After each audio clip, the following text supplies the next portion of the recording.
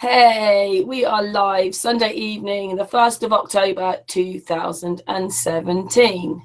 Thank you for everybody who's coming into the chat room, everybody watching this later on, and everybody on the panel. We have artists from Germany, Angel from Los Angeles, Ceres from Holland. Oh my goodness, not again. Me, so sorry. Evening, the 1st of October 2017. Stop, please. How embarrassing. Yet again. I forgot about that. So sorry. UK, and I'm from the UK. Anyway, I just wanted to say that many people might have seen that I made a video yesterday, and I just hoped all this drama would stop, but it still continues. But while that drama continues, I'll just give you an update on what we've been doing. So I've spoken to Mark Sargent, emailed, and he interviewed a co-pilot who has come out with that she knows that she's on a flat plane. So he gave me her email address, and now I've emailed her. So hopefully she'll come on the channel and we can have a chat with her. We talked last night to flatrevival.com, Ty, and me and Ceres were asked to come on, and at the right time Dave Marsh was there, so he came on with us. So I'm really glad that Dave had an opportunity to show this magazine that what he's doing, and then we also recorded it and it's live out on YouTube. We also, me and Ceres, were invited to Poncho Pete's hangout, which we've been to, and then what we did was I got in touch with Matt and I asked Matt to go on there because Ceres' work, and then Matt's is just a continuation of Ceres' work and up. So now Matt's still on Poncho Pete's hangout talking about his work. So I'm really happy about all the researching and helping. And now we're going to go on with our evening, and we're going to carry on researching. And artists, it's over to you.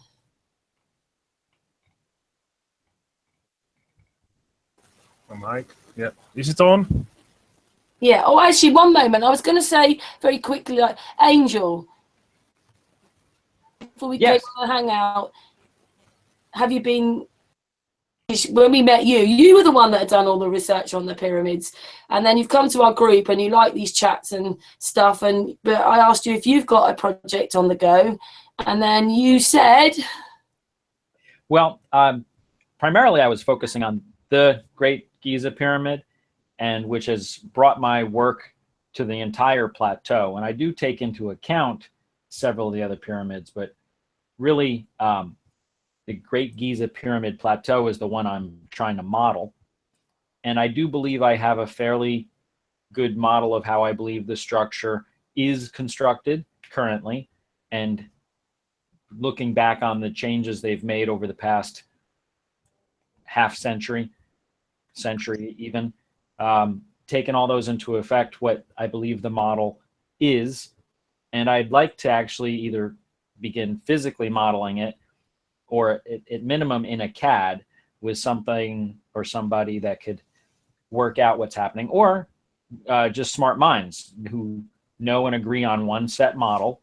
And I'm open to listen to somebody who says, oh, this should be different. Not, it should be different because this would be more efficient.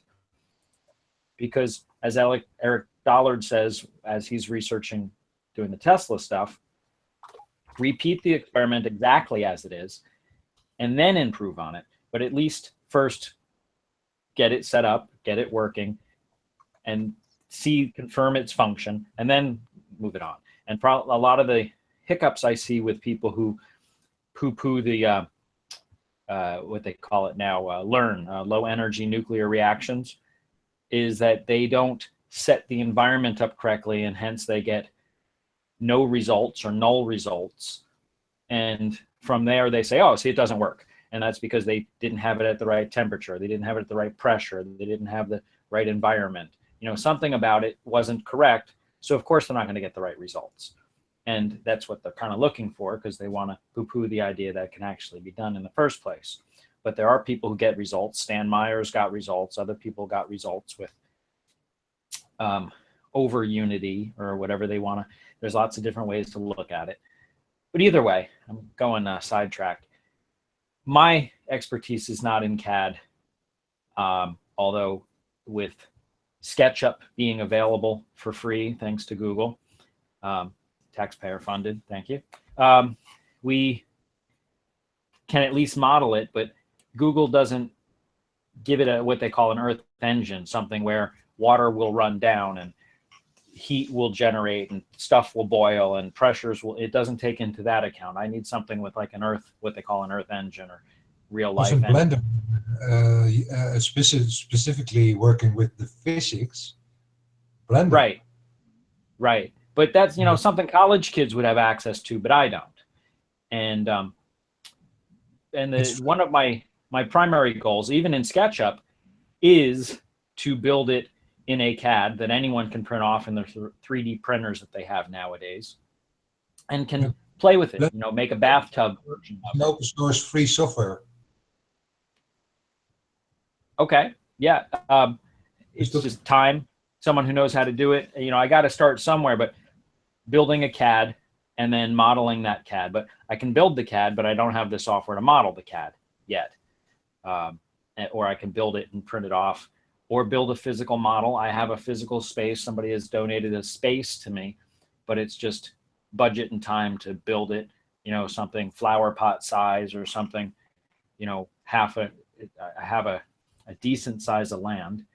I could make something, you know, 10, 20 feet tall, and I went down 6 feet, or it has a base. I don't know if I pointed it out to you. It's was a ice house back when we had ice houses, back before refrigeration, and it's been abandoned and burnt down, but the shell of it is still there, and I've been told I can play with it, so I have a location. That's nice. Go on. What? That's nice to actually have. Yeah, it is. Somebody said, "Hey, you know, I kind of like your idea here. Go ahead and use this piece of land." I just would need a bunch of wood and, you know, stuff to build it. I'd need materials and time and labor, and but I'd like to model it more, because I know what a waterfall looks like. I know I could pump water to the top and water can come down, and I know it'll work. That, in my mind, I don't even need to say in my mind. It's not anything abnormal. It's what's happening in that level, how they actually were playing with it, is something that I can't model, because I can't make a closed environment containment vessel. I don't have the right lab. It won't be a closed system, so I won't get vacuum and to be able to control the entire environment like they have in the pyramid itself, because it seals the top, seals the bottom, and there's an environment in between, and that environment is where they're playing, and that is where true physics come into play. I believe as the water is condensing, it'll be sucking stuff in, because as it condenses, the mass gets smaller, or it gets more dense, and where it's forming the water up at the top, it'll be more steam, and hence there'll be a flow. Now I'd like to play that out and see it. You got warm up top, cool at the bottom, condensing, making steam. It just makes sense to me, but I'd really like to see it in action. I'd like to see it in the CAD. And there are some, like I said, there's some fine points I'd like to work out. At the minimum, you can make a really cool waterfall. That's what I've always said. But I think there's a whole lot more to it than just a really cool waterfall. But that's the point I'm at right now. And it's just time, money, and sharing heads. I'm hoping somewhere there's a maybe someone listens to this that's close to you. Say where you live up as well. I'm in Orange County. I suppose. Orange County, California, just south of LA. The actual city is Huntington Beach, Surf City. They have the surf open thing here every year, so it's on the map. And in fact, every now and then today, you may hear jet planes fly over me, because they're actually having at the Huntington Beach Pier, which is only 8 miles from me, an air show where they're having F-14s do their whole tandem flying thing, and it was I saw it yesterday. It was quite amazing. So every now and then I might hear rip-roaring jets fly over by. Thanks for that. Oh, anyway, thanks for explaining that, because yeah, these pyramids are dear to your heart. They are. Well, it started with, I don't know if you've listened to Mark's interview with the Miss, whose name I can't pronounce. She's actually on Globebusters right now, but she started down a conspiracy trail to got to her to where she was, and the one that I really wanted to attack myself was the pyramid, because if it showed as a tool, and originally I thought it was a pump. I thought it was a water pump, and in some ways it kind of is a water pump, but it's a unique water pump that it divides the water into its two respective gases and lets nature carry the hydrogen to the top and then joins it back together with the ambient air that's already up there that has oxygen in it. So in that way, it is still a pump. But I kind of was on the it's a pump kick until I said let the structure speak for itself, and that's kind of my goal. And my thing is to show that it is a physically working machine as it sits. You don't have to add pieces and flaps and anything. It is actually quite awesome. And just that alone, from there, I feel, once I can document its function, there is communication within the structure. And I will demonstrate that once the function is shown, because I believe the niche, the tail that's in the niche, and the squiggles right outside the entrance, and a couple of other pieces there, the fins down in the subterranean chamber, they show the elevations of the, I'll say, liquids, because it's not always just water within the structure, and those elevations relate to things. It's all done as if it was a big CAD file, and it's all relative. That's kind of how all those grooves are. And once I can kind of explain them, because I have to know what is happening at that elevation, and from there I can back engineer what it is they're saying. And you can say, oh, you're just making that up, but that's great and wonderful, but I didn't make the niche. I didn't make the tail. It already exists. And if it does document what is occurring within the structure, then lots of people's jaws can drop, and it just takes the whole tomb thing, and they can believe whatever they want. I'll be happy in my mind. That's kind of like the flat earth. I'm kind of comfortable right now that I'm in an airplane. I'm going to look out and I'm going to see a horizon on both sides. And I'm comfortable with that because they're delusional and I'm not. But that's where I'm sitting. So we can go and look at cool pictures this week. Oh, well, it's close to your heart, and it's good that you've said. Well, thank better you. to Thank say, you. better to say, isn't it, where you're at, and maybe someone might hear something, or someone will hear it, and a friend will help. Their friend will help. Yeah, anyone who happens to be out here and wants to build something, just for the sake of getting out and building something, I'll share the time and energy. I'll document, take pictures, the whole 9 yards. I'd like to set it up and see it flow, so that when people ask me, well, how would that work? Boom, here it is. It's like a big Chinese waterfall, and there it is working for you. And I can explain it to anybody left and right, but there are fine points on there that I don't want to say what's working. I want nature to tell me what's happening. And I can guess, but there are lots of things about water that up until about 2 years ago, I didn't know. There are like 74 states of water, its vibrational states. You've got a denser state just before the freezing point, the last 4 degrees Celsius. Its conductivity factors change at different points. I mean, there's lots of things about it. I didn't actually realize that it boiled in a vacuum at ground level. You can just, take it, put it there, an ambient temperature, put it in a vacuum, boom, it's going to start to boil. As long as it's like above 60 some degrees outside.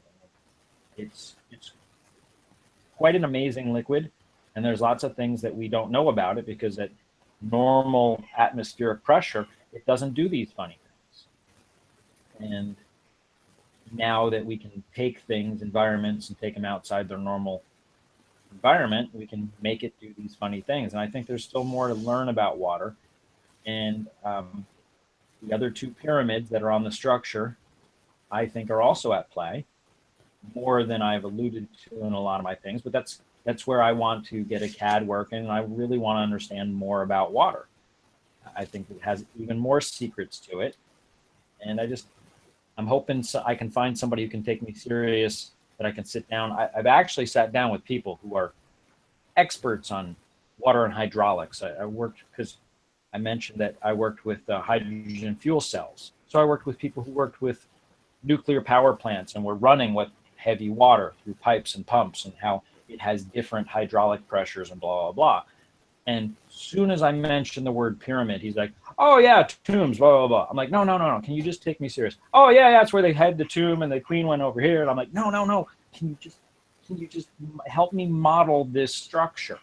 And I just lost him as soon as the word tomb came into the picture. And that's something I have, which is why I have said I want to work on taking your head out of the sand and work on modeling the model, and not try to model the pyramid, if you know what I mean. Because the pyramid, as soon as you say the word pyramid, people all of a sudden stick their head in the sand and all of a sudden think about tombs.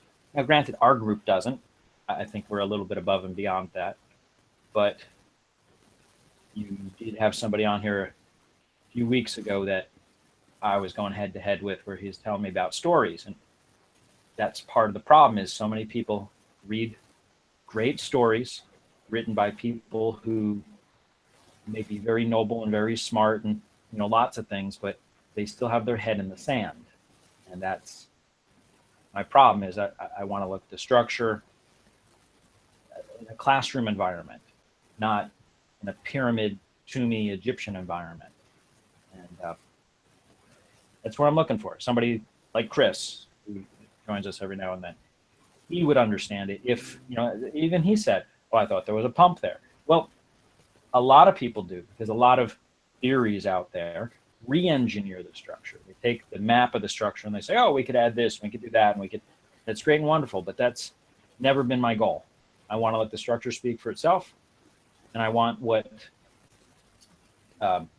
whatever will be, will be. What is it? Occam's razor. That is my goal, not to embellish it, but to discover it, document it. And, I'll be willing to share that journey with somebody, but that is the ultimate journey. A couple of the people I worked with, who I started down a path with, kept going back towards the tomb thing. And, well, though, what about if we did this and change that and we could add this? I'm like, I don't want to change your ad. I don't want to change your ad. You know, unless there's a variable, like there are variables between in what they call the antechamber, where we had to break through to get in there. So we know something was broken. So we have wiggle room in other areas where there's wiggle room, but some of it is set in stone, literally, and that can't be changed. What is set in stone is set in stone. And I'm willing to negotiate with anybody, but as far as what can be changed, because there are areas where they have plastered over and changed things. And somebody says, well, you realize over here there was like a little groove that they covered it. Great, let's put the groove back. I don't care what it's for, let's put it back. It was there for a reason, you know, let's leave it. Even there's one groove that I like to call the fill line, because it's the perfect level. Right as you're going down into the main descending shaft, where there's a groove in the wall. That would be the perfect fill level. They filled it with heavy water before they put the light water on top of it. That's just my opinion. Again, this is why I'd like to model it, because the model would tell the truth, and my opinion is my opinion. So, or my opinion is my understanding of physics, where I'd really like somebody that has a bigger head on their shoulders say, well, you know, actually, when you get the pressure of water at that rate, it'll do this and this and this. And yeah, because there are things I don't know, lots of things I don't know. And that's why I want to know, prove it, document. I want to have a machine tell me what I already know, so I can say, see, it's not me saying it. It's like the Globebuster says, like, it's not me saying this. I figured that the pyramids were not built by one man. There were many heads working on this, so I figured it's kind of one man pulling the wagon, but You need more minds to put it together in this. I know if I sat down with some college kid that's up there at like UCLA, they could put this into the same machine. They would model ITER or the LHC, Large Hadron Collider.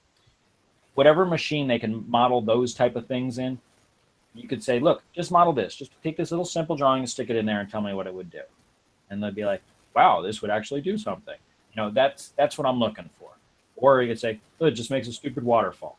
Okay, great, it makes a stupid waterfall. You know, I think it does more, and I think it does a whole lot more.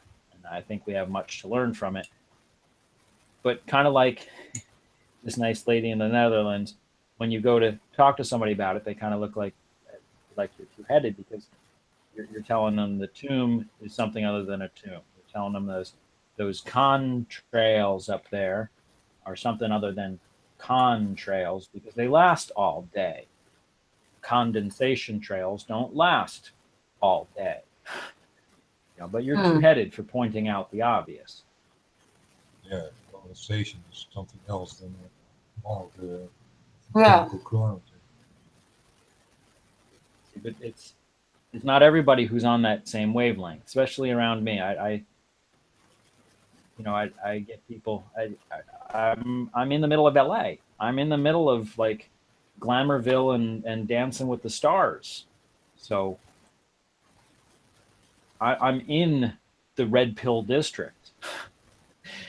So it's quite amazing.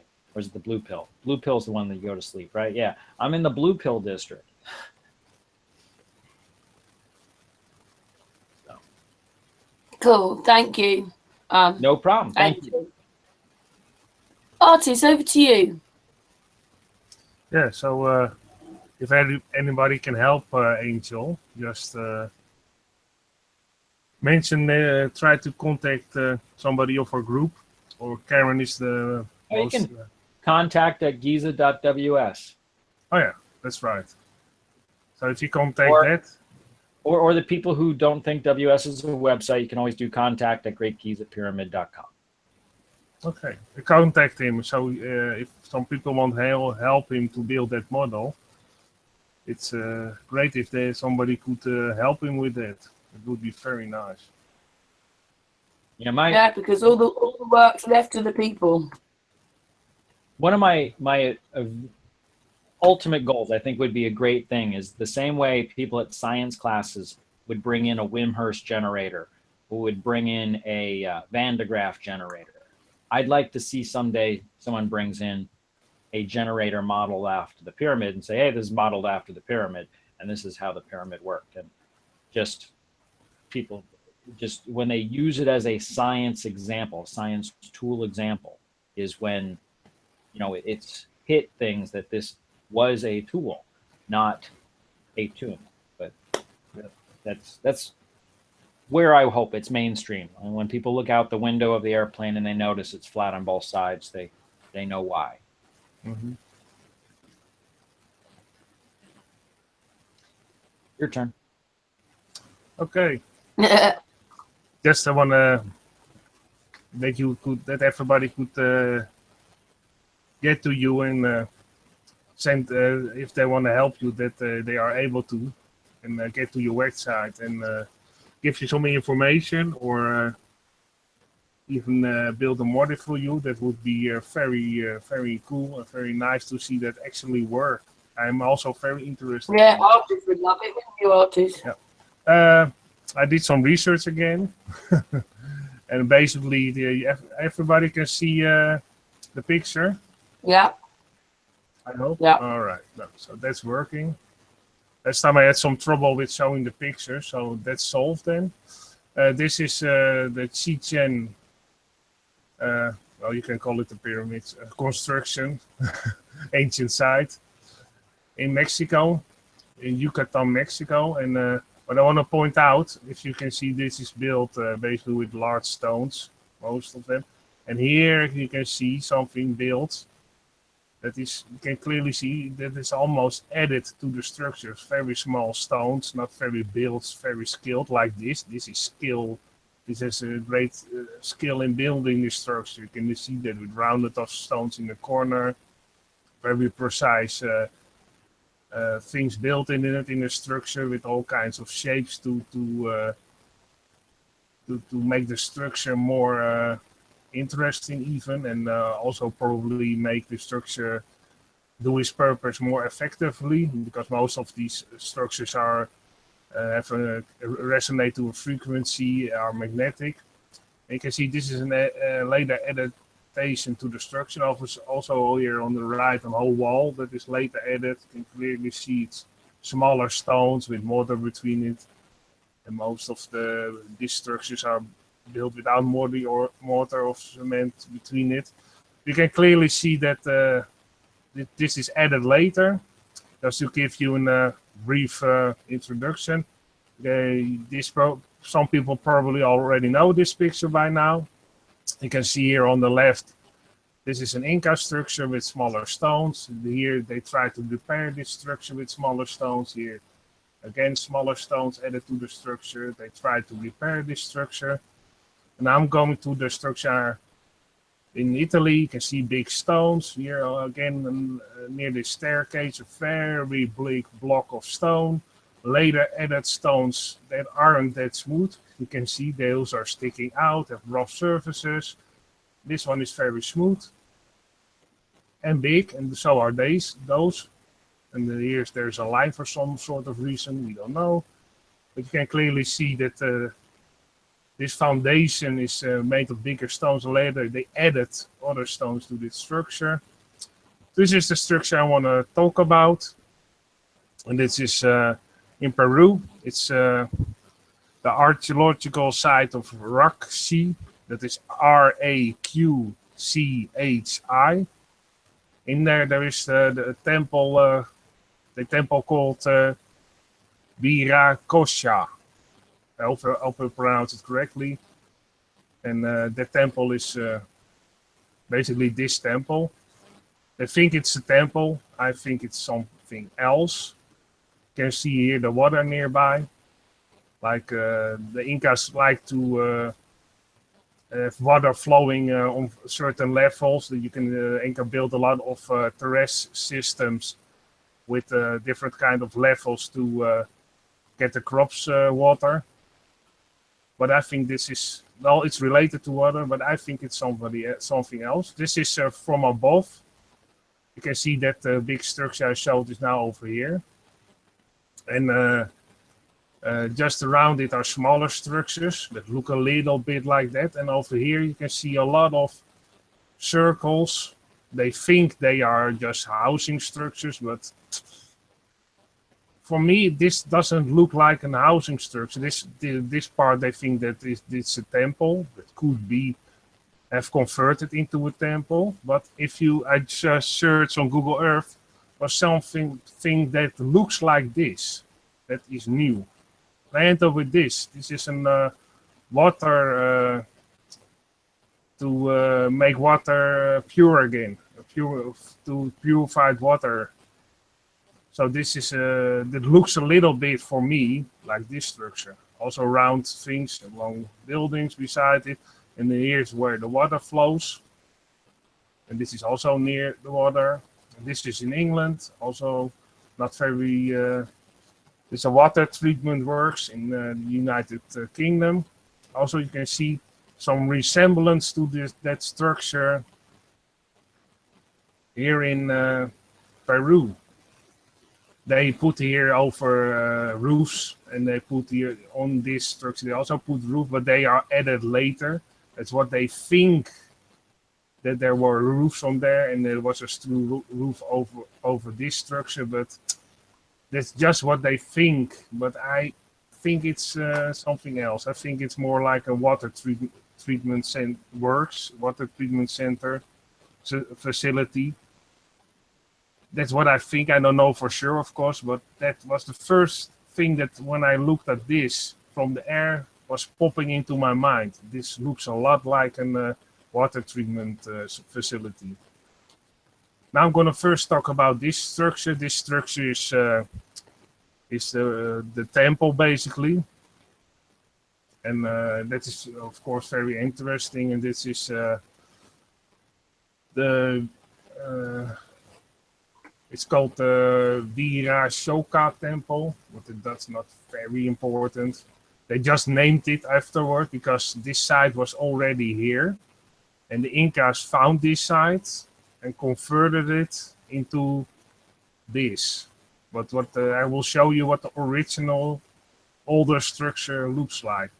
You can see again, if you look very careful, I can zoom in a bit. These are bigger stones. Just like most of those ancient buildings I was talking about that predate the Inca civilization. They have those bigger stones that interlocked sometimes in a strange way.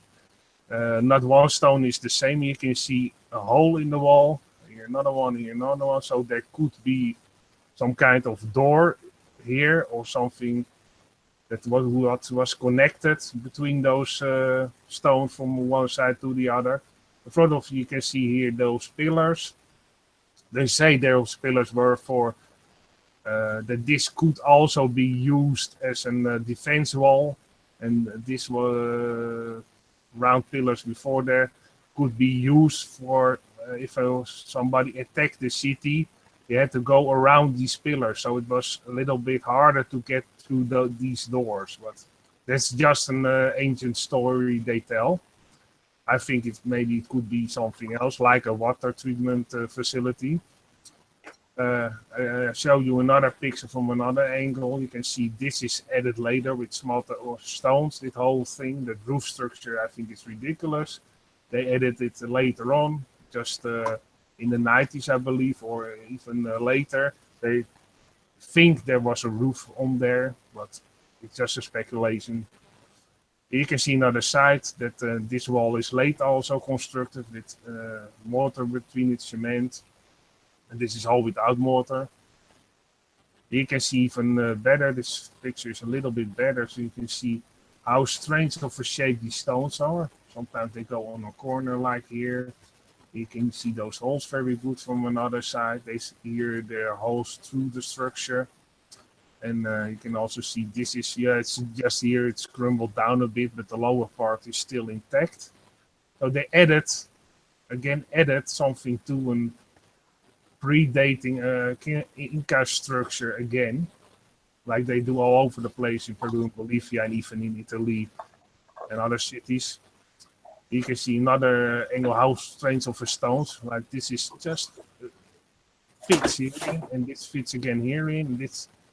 Yeah, this is a, and you can't fit a credit card between those stones. They are very, very tight fitting to each other.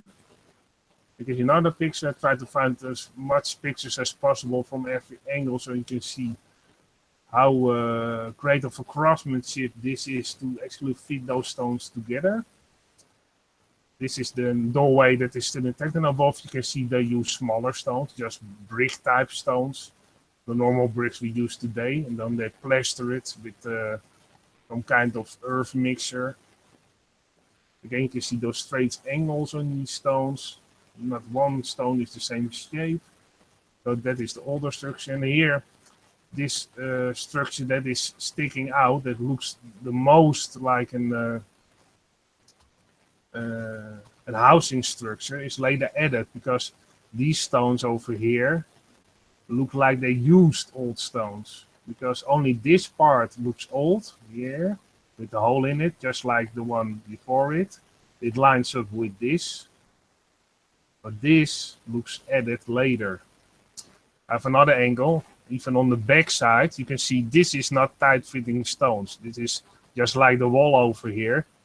It's, you can zoom in. This is very flat, and those are those tight-fitting stones. And you can also see this is not great craftsmanship. With these are blocks with cement between it. Those are also with cement and mortar between it. Just maybe they found those stones and tried to only this corner that lines up with the rest. You can see that is tight fitting. Only the rest is not. So they probably the Incas built this structure and converted it into something like a great building. You can see on the other side, this is not tight-fitting stones. They try to mimic the older structure with stones with cement and mortar between them. So the Incas try to maybe repair this site and give it the uses what it was originally used for. Try to make it again that it works. You can see that the difference. This is Inca built. This is how the Incas built their structure with also some big stones, but not tight fitting, with mortar between them. And here you can clearly see this is predating that construction. Is very advanced, and it's. I'm amazed. Here, a very small stone fits between the other stones. So they were great engineers in building these kind of structures. Here so you see the tower. Now this is until this, about this high, it's those tight-fitting stones, and then they added something to it. Here, this corner is also still, I'm not sure. But again, you can see this looks a little bit tight-fitting stones. And then they added this rubble on top, almost. And that's how the Incas built. They built amazing structures for sure, but they didn't use those tight-fitting stones. You can see they tried to repair it. Again, this is another one from the air. Now I'm going to talk about this construction. And now I've talked about that one. And now I'm going to talk about this one, because these constructions, also you can see, are not those tight-fitting stones. It's an amazing structure for sure. And also what is amazing that those windows that look like windows are blocked off with stone. So they weren't used for windows, for something else, maybe to place statues in them, or some of these things are sound resonant, so maybe it was for amplifying sounds. That can be also the case, but you can see this is not built with the same skill as that bigger structure I showed before. It's a great building skill, but it's not as skilled as I showed before with that bigger monolithic stones. And again, these stones have cement and mortar between them. Here's another picture, so you can clearly see that. Still, it's amazing structure. They think it's a temple, and these were the places where the people could live in for a short time of period when they were visiting the temple, or maybe the people who were the highest rank and were just like monks living here on the side of the temple. There's also a possibility. They don't know. It's all guesses. You can see some other structures, and again with mortar between them, just to point that out. And this is that older structure. You can clearly see the difference. Just random stones put on top of each other with mortar between them, and they put mortar in here to make it as level as possible. And this is great craftsmanship. This is amazing how those tight-fitting stones are on this side of. This is the temple of Viracocha in Peru. If you want to research it, it's not that hard to find. It's a Wikipedia site. You can find there the locations to find the site yourself, so that's not very hard. You can see here there's the water very near this structure, so it could be a water treatment facility. It's a possibility. I don't state it that it's 100% the truth, of course. I think it could be a possibility, because there's also water nearby. And there are some, I couldn't find a picture of it. It's only written text. But actually, there is a connection near this water line that is a little bit higher. And actually, the water of this field runs through this water. So it's connected with underground passages to this facility. But I couldn't find pictures of it, sad enough, but I found written text that this water is connected underground with this facility, and also those round around the things below it. So here, those things, they think they are houses, but they also could be water treatment facilities. It's a possibility. But this was my presentation about this structure that I think is very amazing and interesting. Also, what is interesting, if you take a human, for instance, this is the doorway. So this is the highest part of the doorway. So they could easily be fitting people for about, well, almost 12 feet. If you are 12 feet, you could easily walk through there. Even where there could be a doorway or maybe a support, an iron beam, it's still much higher than this man is walking over. This would be around 8 foot almost. Yeah, around that. So the structure is again made, the doorway, for much larger people. That's also very interesting. So this was my presentation. If there are any questions about this, I'm happy to answer them.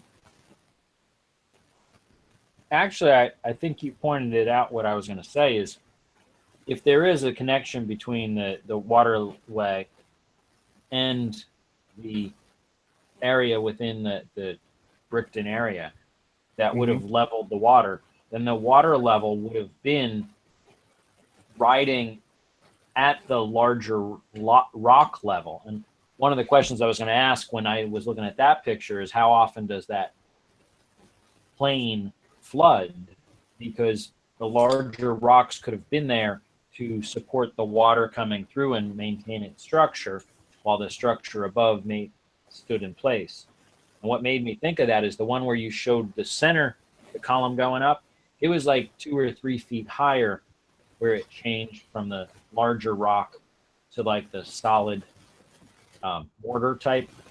And I would think that would be fine for rushing water, so it could splash up against it and hold it in place with water underneath it.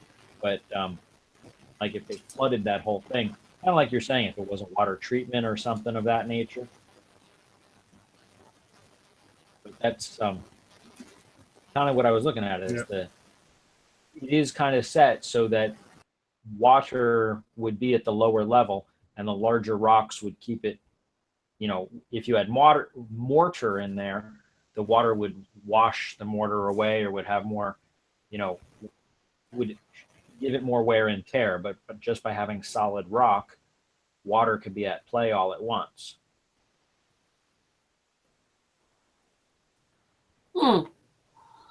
Good observations, Angel, because you're always looking at different things now, aren't you? Yes, I am.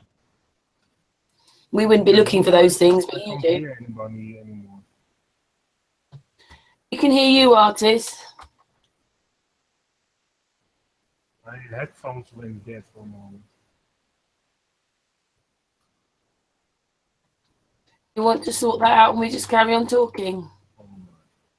What are we saying, Angel? Oh, I just was making the Anybody observation. can hear me? I can't hear anybody. I can hear you. Can you hear me? How about now? Testing. Write him in the chat and ask him to drop out then and come back, because sometimes that just solves it. What all I was saying is it does look like the larger rocks at the bottom were designed to take brunt of water type resistance and wear. And it may all be one construction that may have been engineered that way intentionally to put up with water wear. That's just if there was water in there, that's what I would do. You don't want the mortar filled rocks getting the wear of water.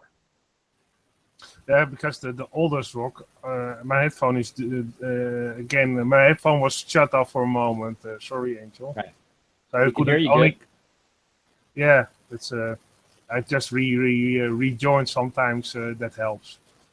But basically, indeed, the water runs through there, and the modern structure was later added, of course.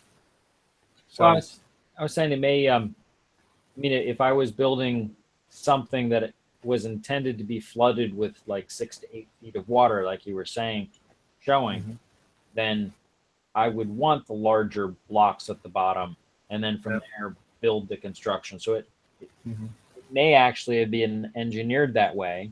it could have been for a flooding during seasonal floods, or if it was right next to the channel. Like I said, the one picture when you were showing it, I didn't realize there was a channel right next to it.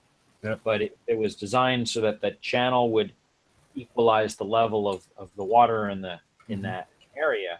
Then it could have been intended to be flooded on a regular basis. because where the channel is, that also looks very handmade, the channel, because it's very straight for the most of the part. Right. And the channel is actually on a higher level than the construction. So the channel is of water is the highest, then the construction is a little bit lower, then the rest of the valley is lower than that. So the city and the roads are lower than that. So that's basically it's almost the highest point in that valley, only the water is just a little bit higher. That would kind of be like wouldn't be a reverse. You could still run the water in and up through rock, so what you get is clean water. Yeah. And also there are mountains higher. You have that valley, and that's a big, it's a level, but it slides down to one side, and the rest of the valley is a little bit lower. That's the highest point of the valley, but after the valley there are higher mountains, which are sometimes so high they contain snow on top. So the water naturally goes from the mountains into the valley. Only the highest point is that canal, and the other things of the construction are a little bit lower, not very much. It's probably, yeah. But it's just the first thing I saw it from above, I thought of a water treatment facility. That was the first thing that popped in my mind, and most of the time that's the the thing you have to stick with. Because I try to look at those structures and don't read too much of the ancient. I read the ancient text, but I don't read the text what they think that is nowadays. They think it's a temple, but they often say it's a temple or it's a burial ground. So done, next construction. I think that is an easy thing. Yeah, it's a temple. Or it's a a monument. Yeah, or burial site, but they actually where no bodies found, but we still call it that. That's what they often do. Yeah, well, hopefully they won't tear it down because it's reminds somebody of slavery. Well, back in those days, they might have had slaves. Tear it down. Yeah, they're doing that here in the States. Also, if somebody walked with those iron rods, I don't know if you know those people who have those iron rods that react to magnetic fields. They hold them. It's a bent piece of iron. Sorry. Say that again.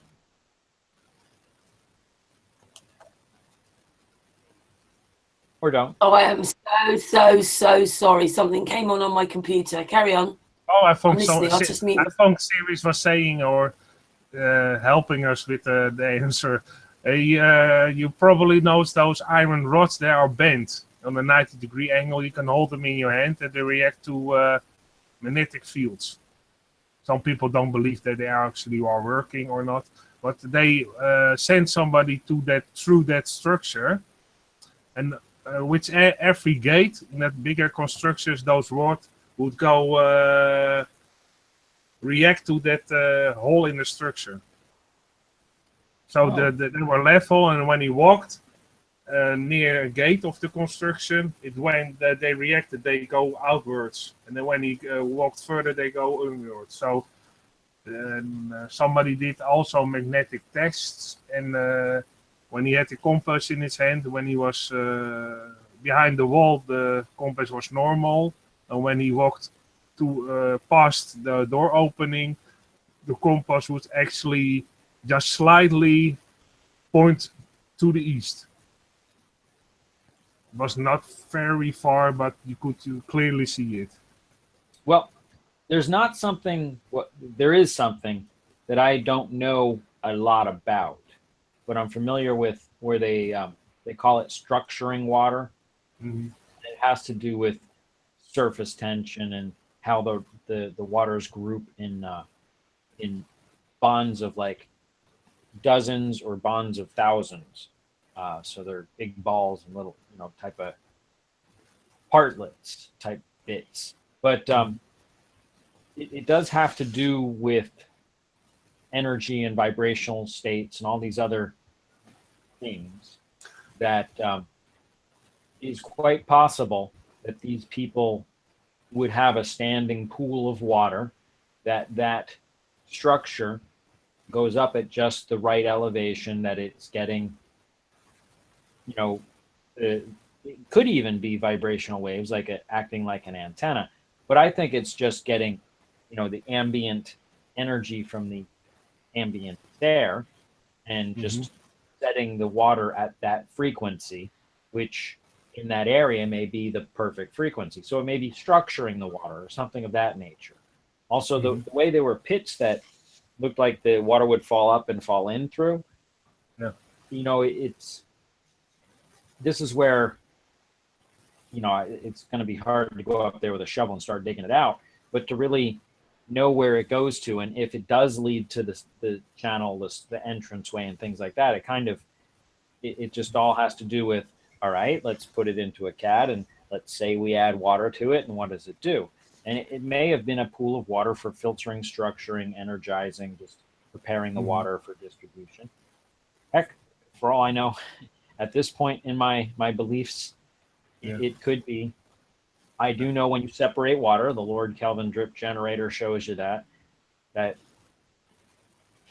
all you have to do is separate it, and then you have your two charges. It's only a charge in difference to the other half of the equation, but there's electricity all around, and we're just now learning about it, really.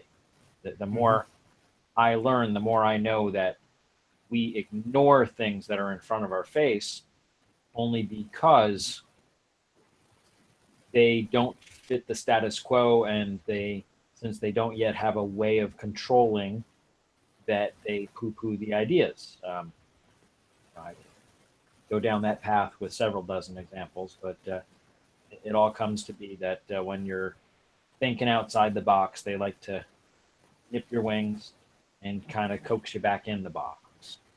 Yeah. I've pasted together a little video about frequency and plants. Oh, yeah. Let's go with it. I put it in the link, the subscription, and basically tells about that plants react to our emotions. Yes. It's also they do. registered with a lie detector, some type of lie detector thing. So if the Ceres can play it, it would be great. And that's also that bit of what I talked about, those pollens from certain flowers react to the frequency of the wings of a certain bee. No way. Yeah. I guess I need to get my headphone out. Okay. Also put this in the description so we are safe.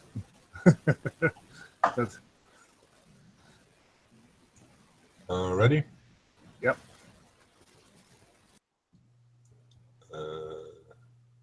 Where is it? Okay.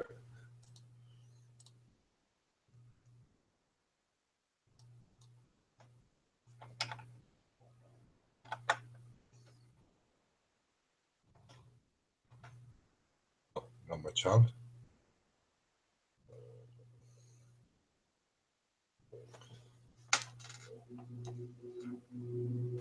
Yeah, it works. Whoa.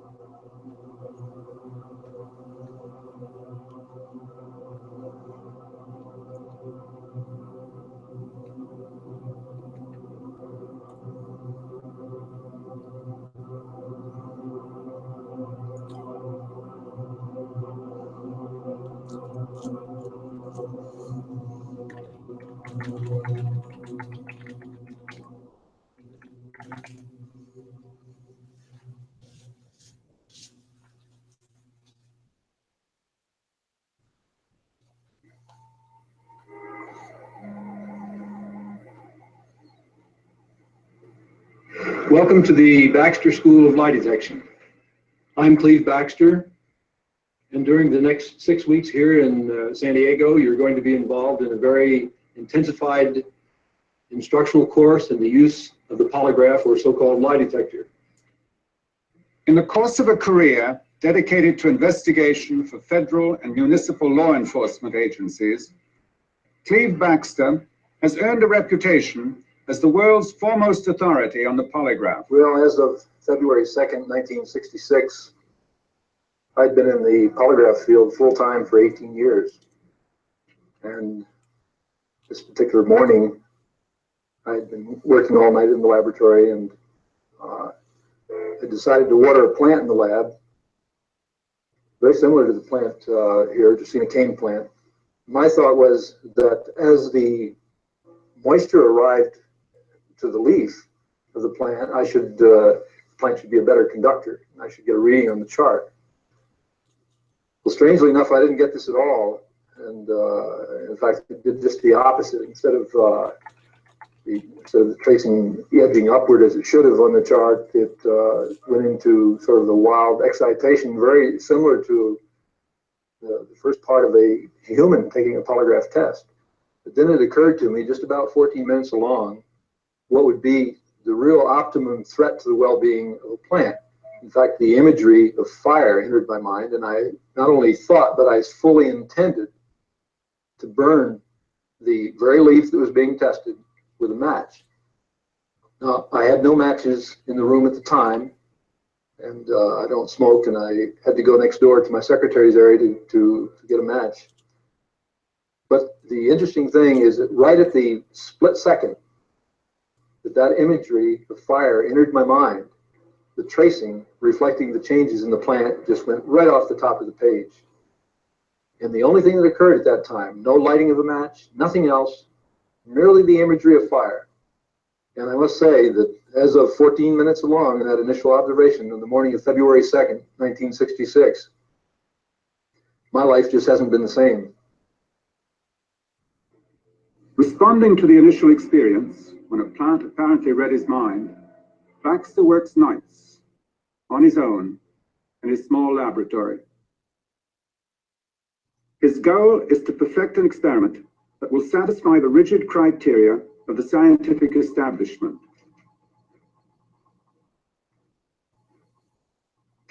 Baxter hopes to show that plants react to any termination of life in their immediate environment.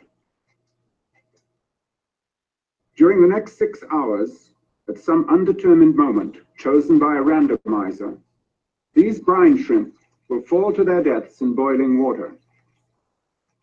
By totally automating his equipment, Baxter is determined to eliminate human influence. In another room, completely separate from his laboratory, Baxter has placed a philodendron plant, a polygraph, and a videotape recorder. Carefully, he places a leaf between a pair of electrodes that will monitor the electrical activity of the plant. As he has done during countless police interrogations, Baxter establishes a baseline on his polygraph to get an accurate recording of the reaction of his subjects. The video recorder will tape the details of the experiment in Baxter's absence.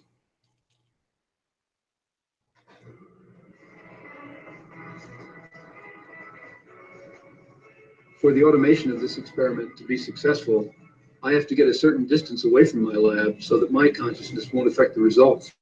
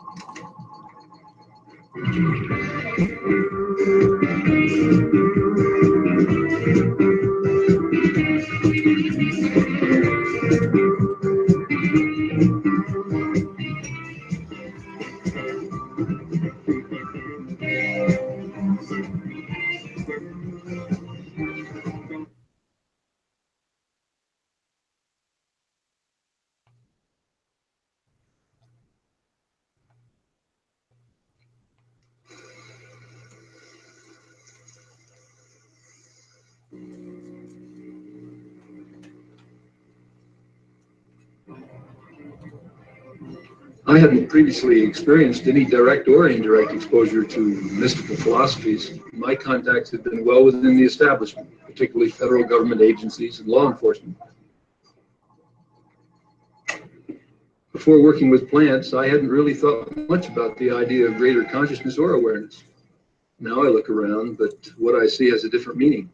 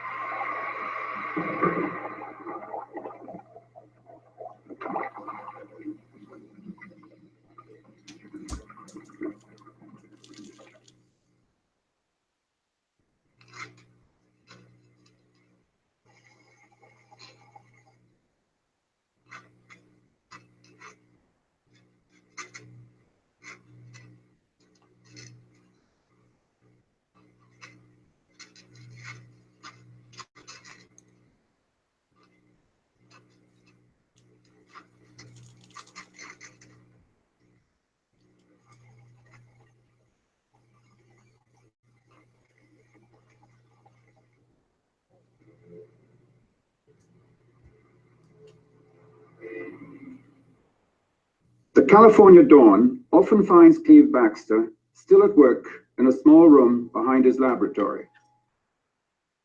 The results of each night's work must be carefully analyzed and recorded.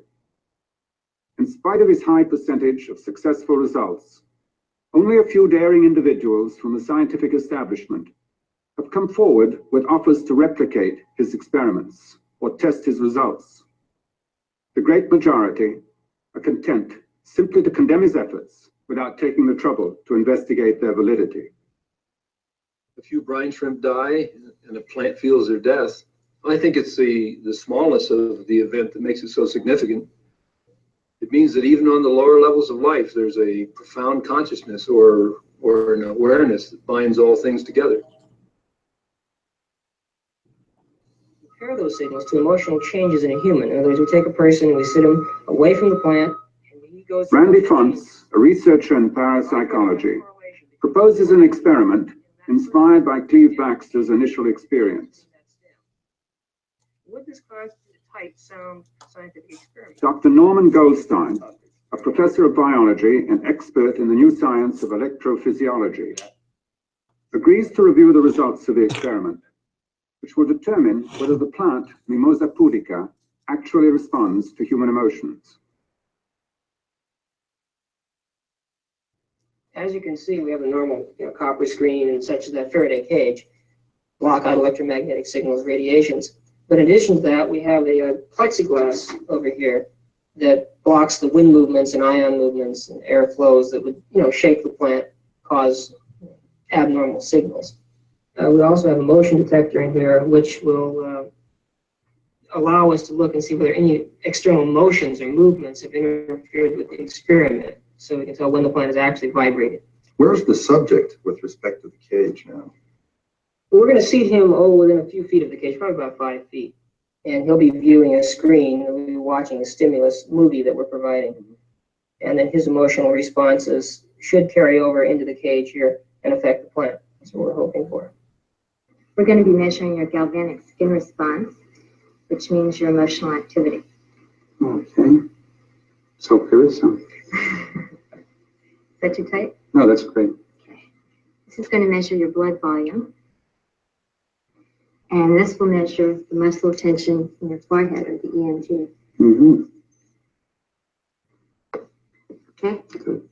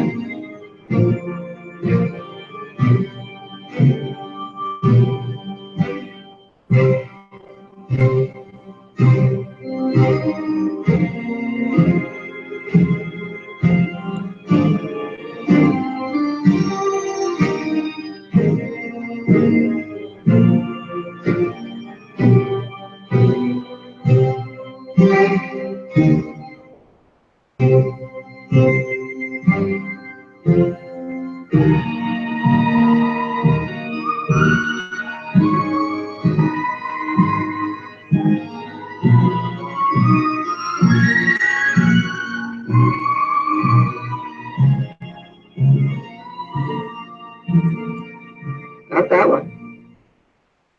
He's doing real well with that image.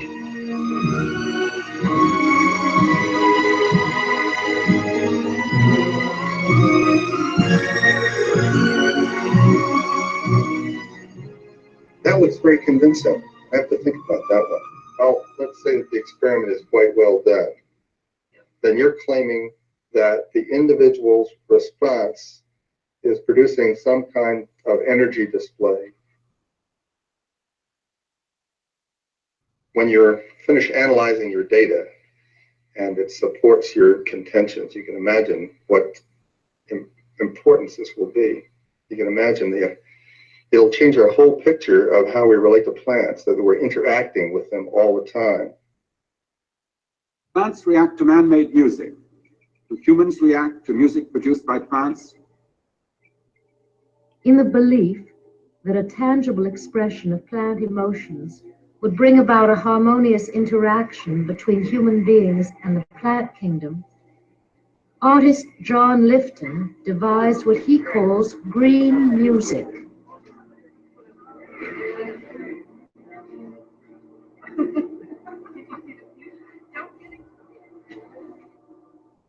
Plants have been wired into a complex computer. Their change of mood as they react to the crowds of visitors will be converted into musical expression.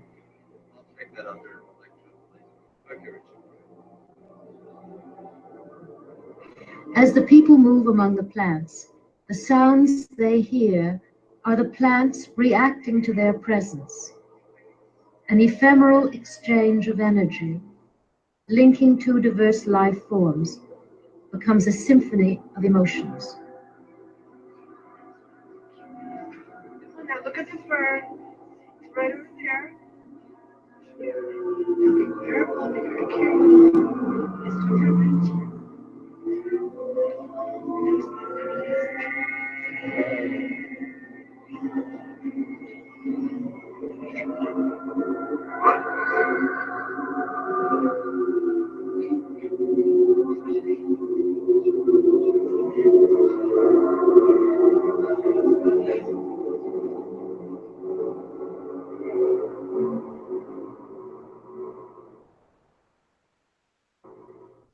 Down under these cliffs on the South African coast, you can see what they came up with. This lovely pink flower is Orpheum frutescens, which flourishes here in these salty conditions near the sea. But what's truly amazing about this plant is that it struck up this exclusive relationship with a particular bee. Orpheum flowers don't contain nectar. The payment they provide is pollen. But strangely, they keep it locked up.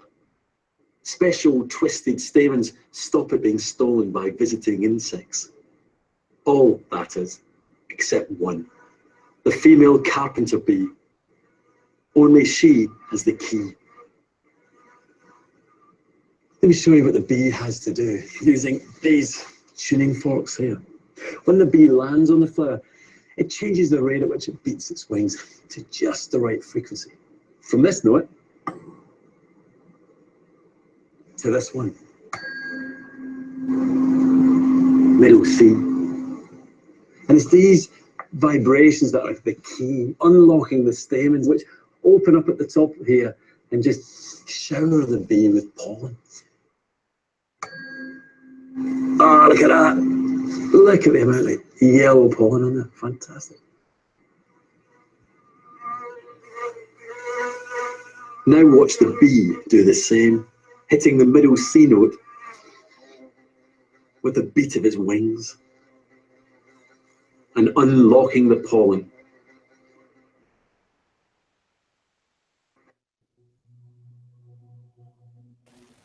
That was it, Ceres.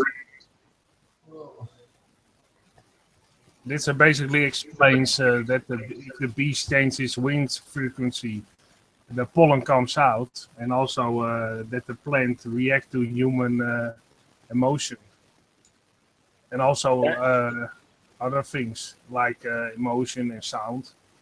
Yeah, it so ties in the toroidal field of our being. Mm-hmm. We are an energy field. I think that I pasted a nice video together to prove my point. That was quite enlightening. Thanks, man. Thank you, Arthurs. It's really interesting. Nothing in flat Earth or when you find this stuff out is ever light, is it? It's all deep. Yeah. I also try to make that video as short as possible, just under 20 minutes.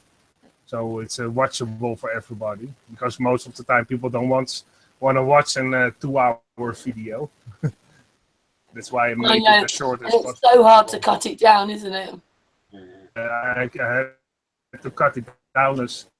Actually, when I first made it, it was almost 30 minutes, of almost an hour. Then I basically cut it down to just above 30 minutes, and then I cut it a little more to only put in the important stuff, and then I could bring it down to 80 minutes. Well, I've got one to play. I've got one to play that's a bit different. I'm going to play this one because it's just very interesting. Okay, that's cool. So, okay. Recognize it. Welcome, everyone. This is your host, Immune to BS. Hey, the title of this video today is The Sun and the Moon, You Cannot See Light. Now, that I don't Is it gone black? that, I'm not sure what. We see a black stripe. What I'm going to show you here. Oh, do I have to keep it up? In my mind, and I think. There you go.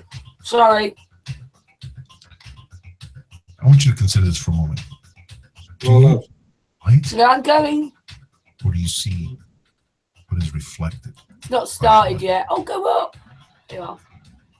You can press also the full screen button in the video. That was the first tip-off. And so then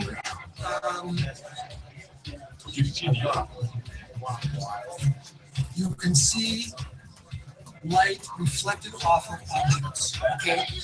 As we look in this space, we say this place is filled with light. We do not see any lines of light between us. We only see what is illuminated by the light, what the light reflects off of. We do not see the light itself. There, you see that laser beam?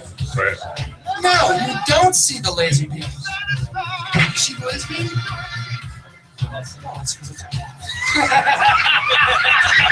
Boy, Right every time. That every time.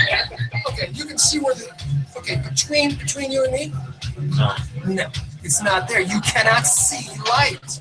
Okay? It's really important to understand this. You see the dust particles, right? You see only what light reflects off of. So when you actually look at a source in outer space, it is not transmitted. Light is not transmitted in the visible spectrum in outer space. Period. It will blind you, but you can't see it. They do need those damn gold reflectors. But you can look straight at the sun and not see anything. It's not possible. It needs a diffraction lens. Okay, what really sealed the deal for Tom Brown in his research is he found one of those coffee table 18 by 24 coffee table things that cost $500. It had 400 pages in it, 5,000 photographs of the sun. It was shown in every spectrum, gamma rays and infrared, and X-rays. And there were in that book, put out by NASA as like the definitive study of the sun. There was not one single photograph in the book of the sun in the visible spectrum. None.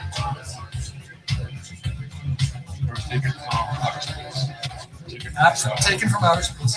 Right. What you see is the refraction of the sun in the upper atmosphere. That's all you see. That's not what it looks like. The minute you get out of the atmosphere, there's no reflection between you and them. Yes. So if you took you went in outer space and took a pinhole camera with just raw photographic film in the back, something that no lens in between to diffract with, you're not going to get an image of light. You may get an image in the infrared or something else. There is no. There's nothing in the visible spectrum. The visible spectrum effect of the sun is created by the upper atmosphere. Right.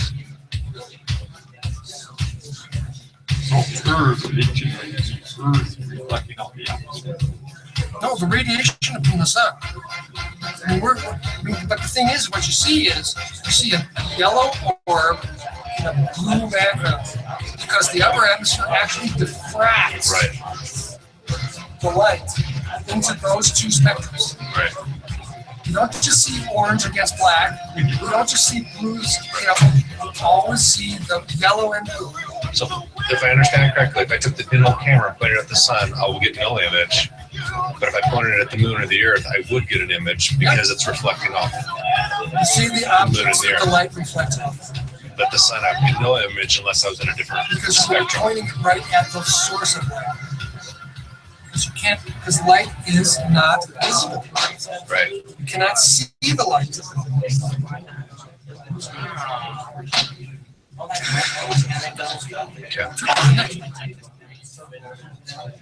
We've been lied to in such a wholesale manner about almost the nature of everything.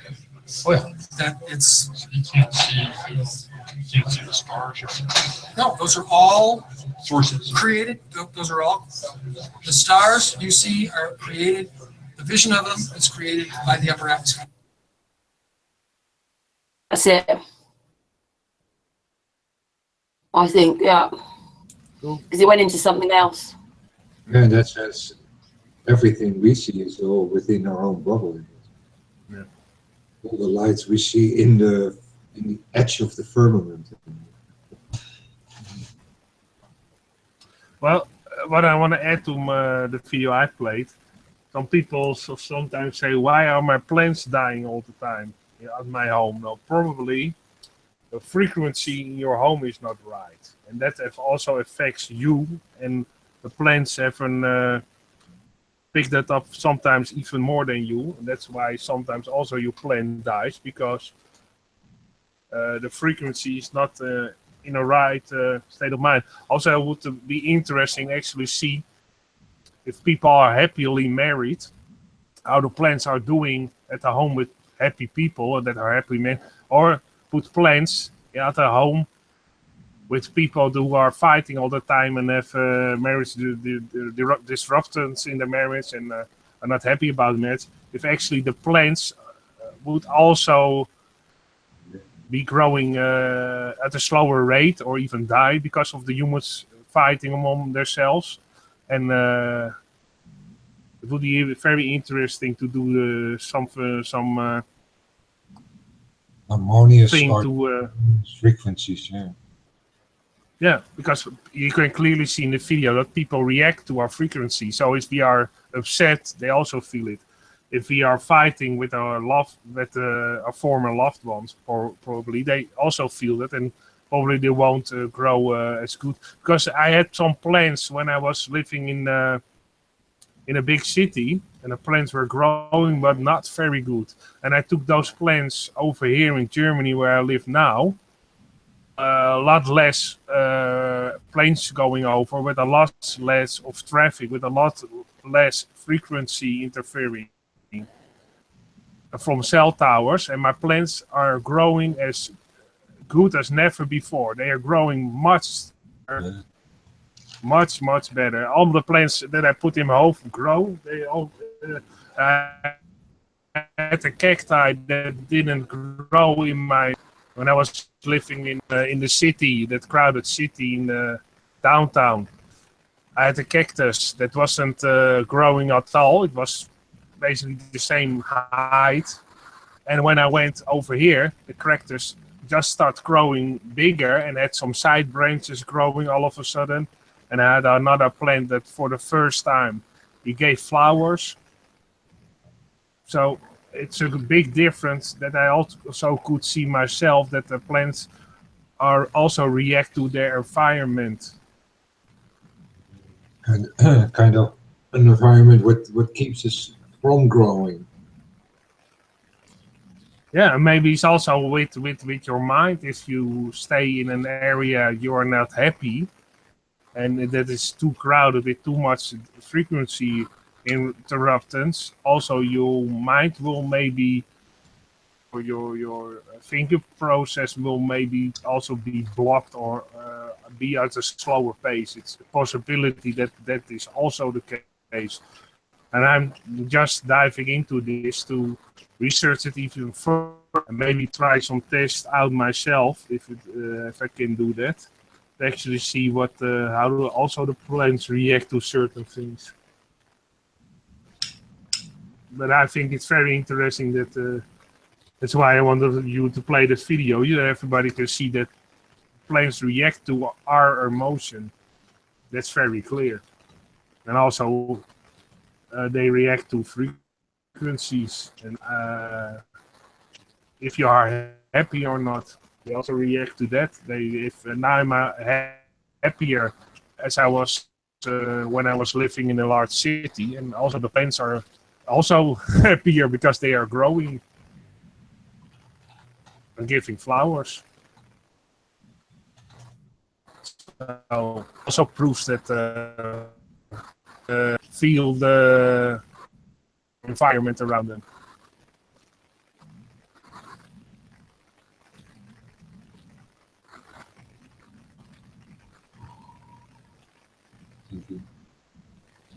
Thank you, Artis. Have you finished then, Artis? Mm-hmm.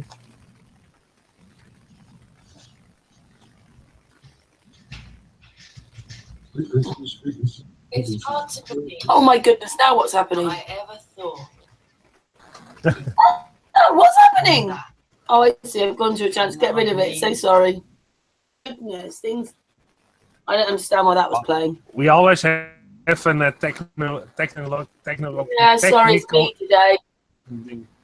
Well, it doesn't matter. It can I'm happen. a bit tired, I have to say. We've done quite a few hours of hangouts this weekend, me and Ceres. Oh, yeah.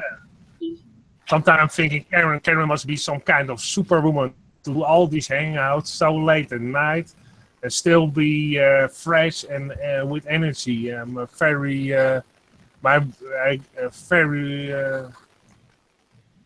by your energy, you have to do this almost every night for a very long time, and also, yeah, great respect for that, Karen.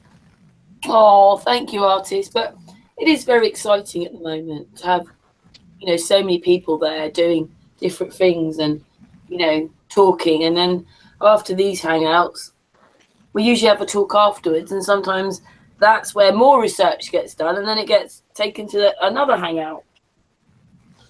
Indeed, sometimes after this hangout, I will present sometimes some things I'm going next Sunday, and then I show it to Angel and Ceres and you and other people and Patricia.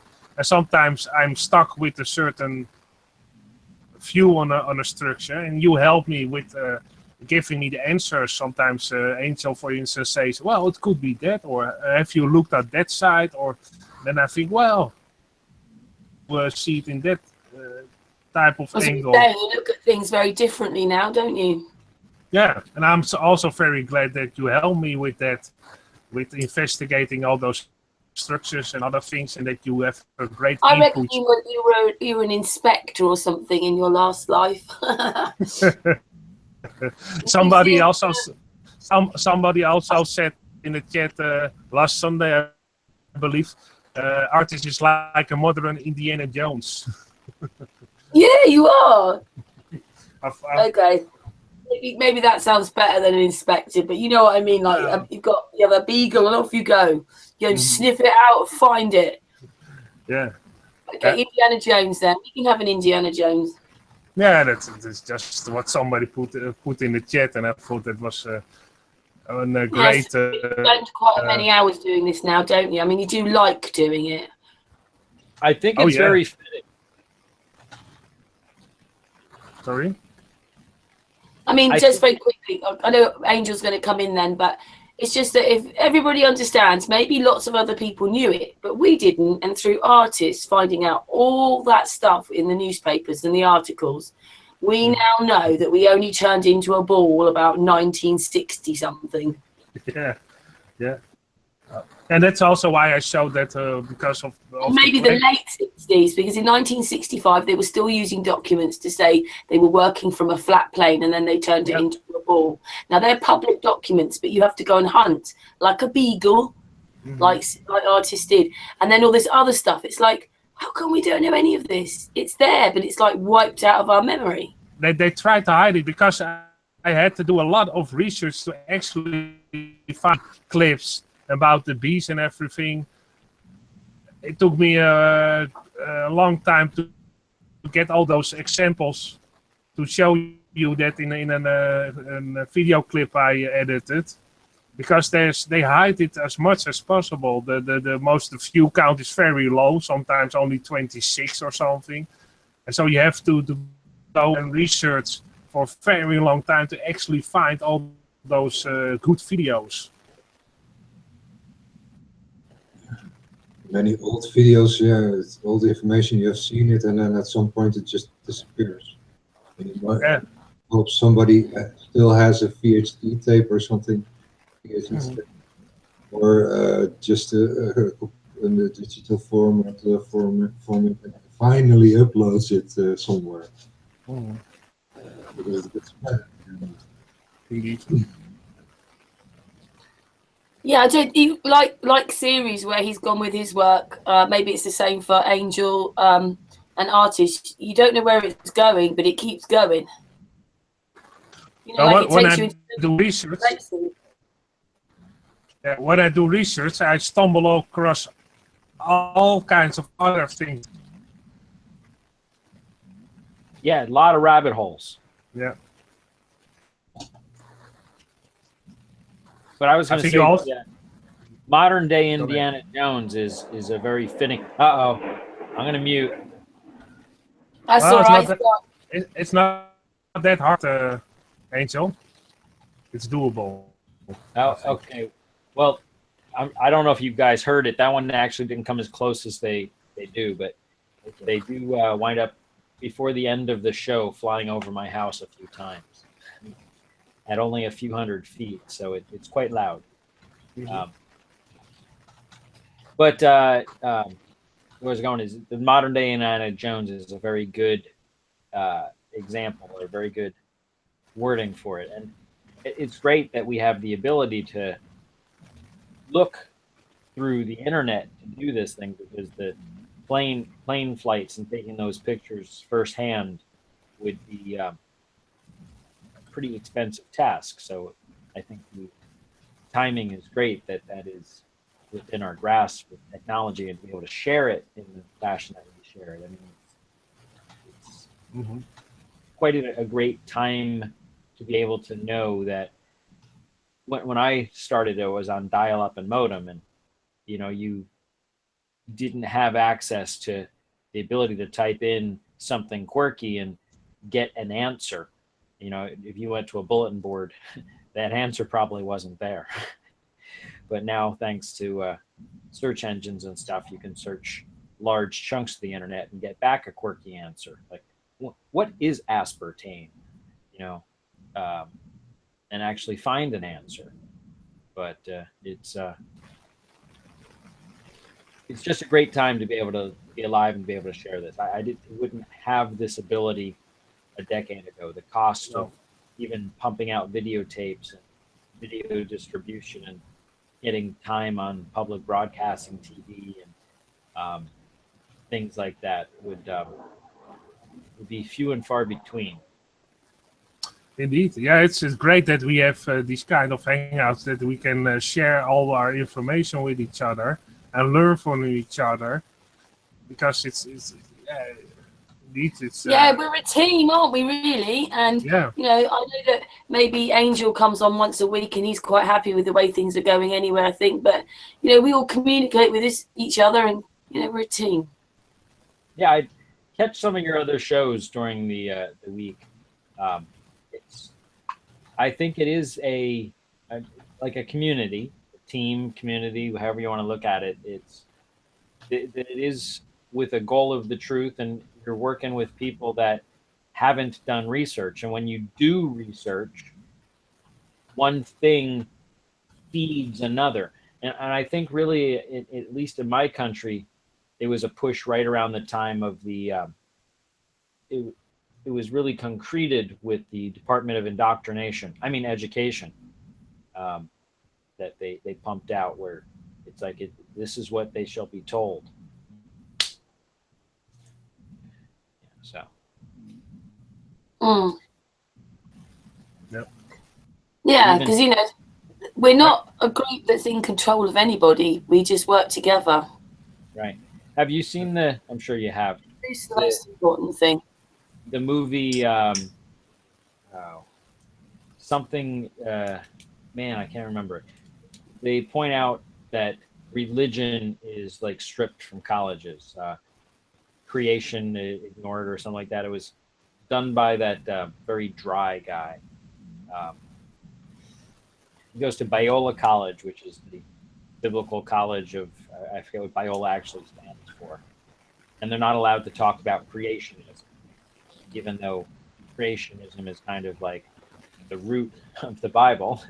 The Bible is the root of much of everything in many countries, at least in my country. You know, it's our Constitution is based on, you know, these are given by God rights, blah, blah, blah. So it all goes back to that whole Bible thing. And they're trying to undermine that authority mentally everywhere they can.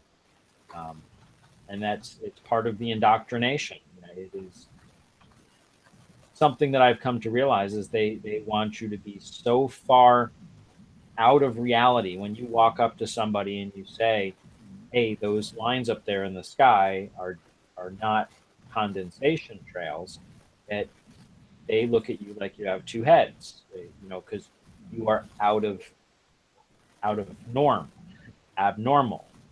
You know, it's everything we are taught is a lie practice. Other than, I assume that's up and that's down. Yeah, that's pretty much.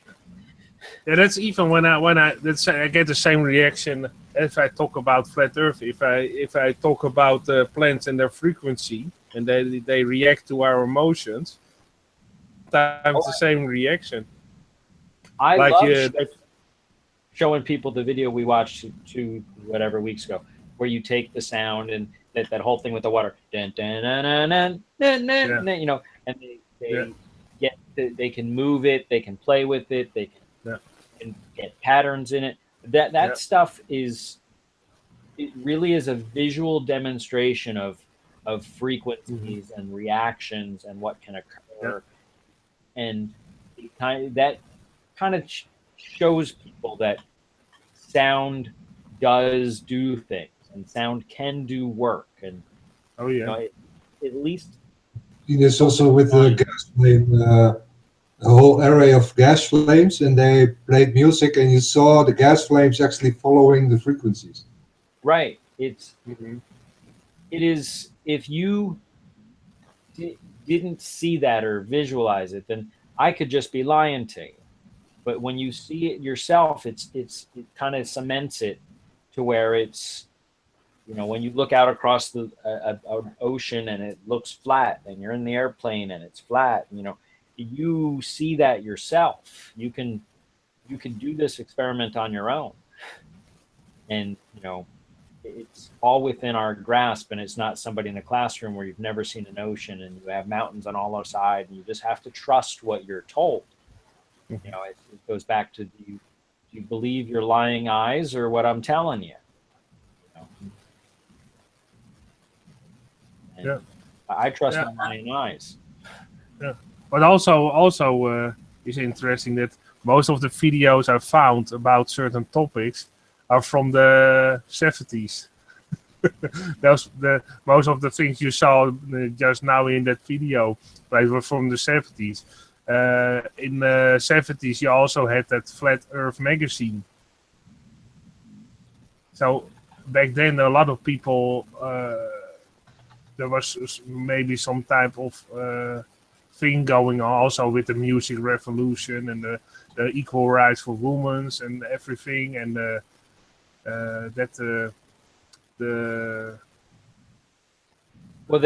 equal people are more uniting, and maybe that's why they did those kind of research, because people were just more into that sort of thing.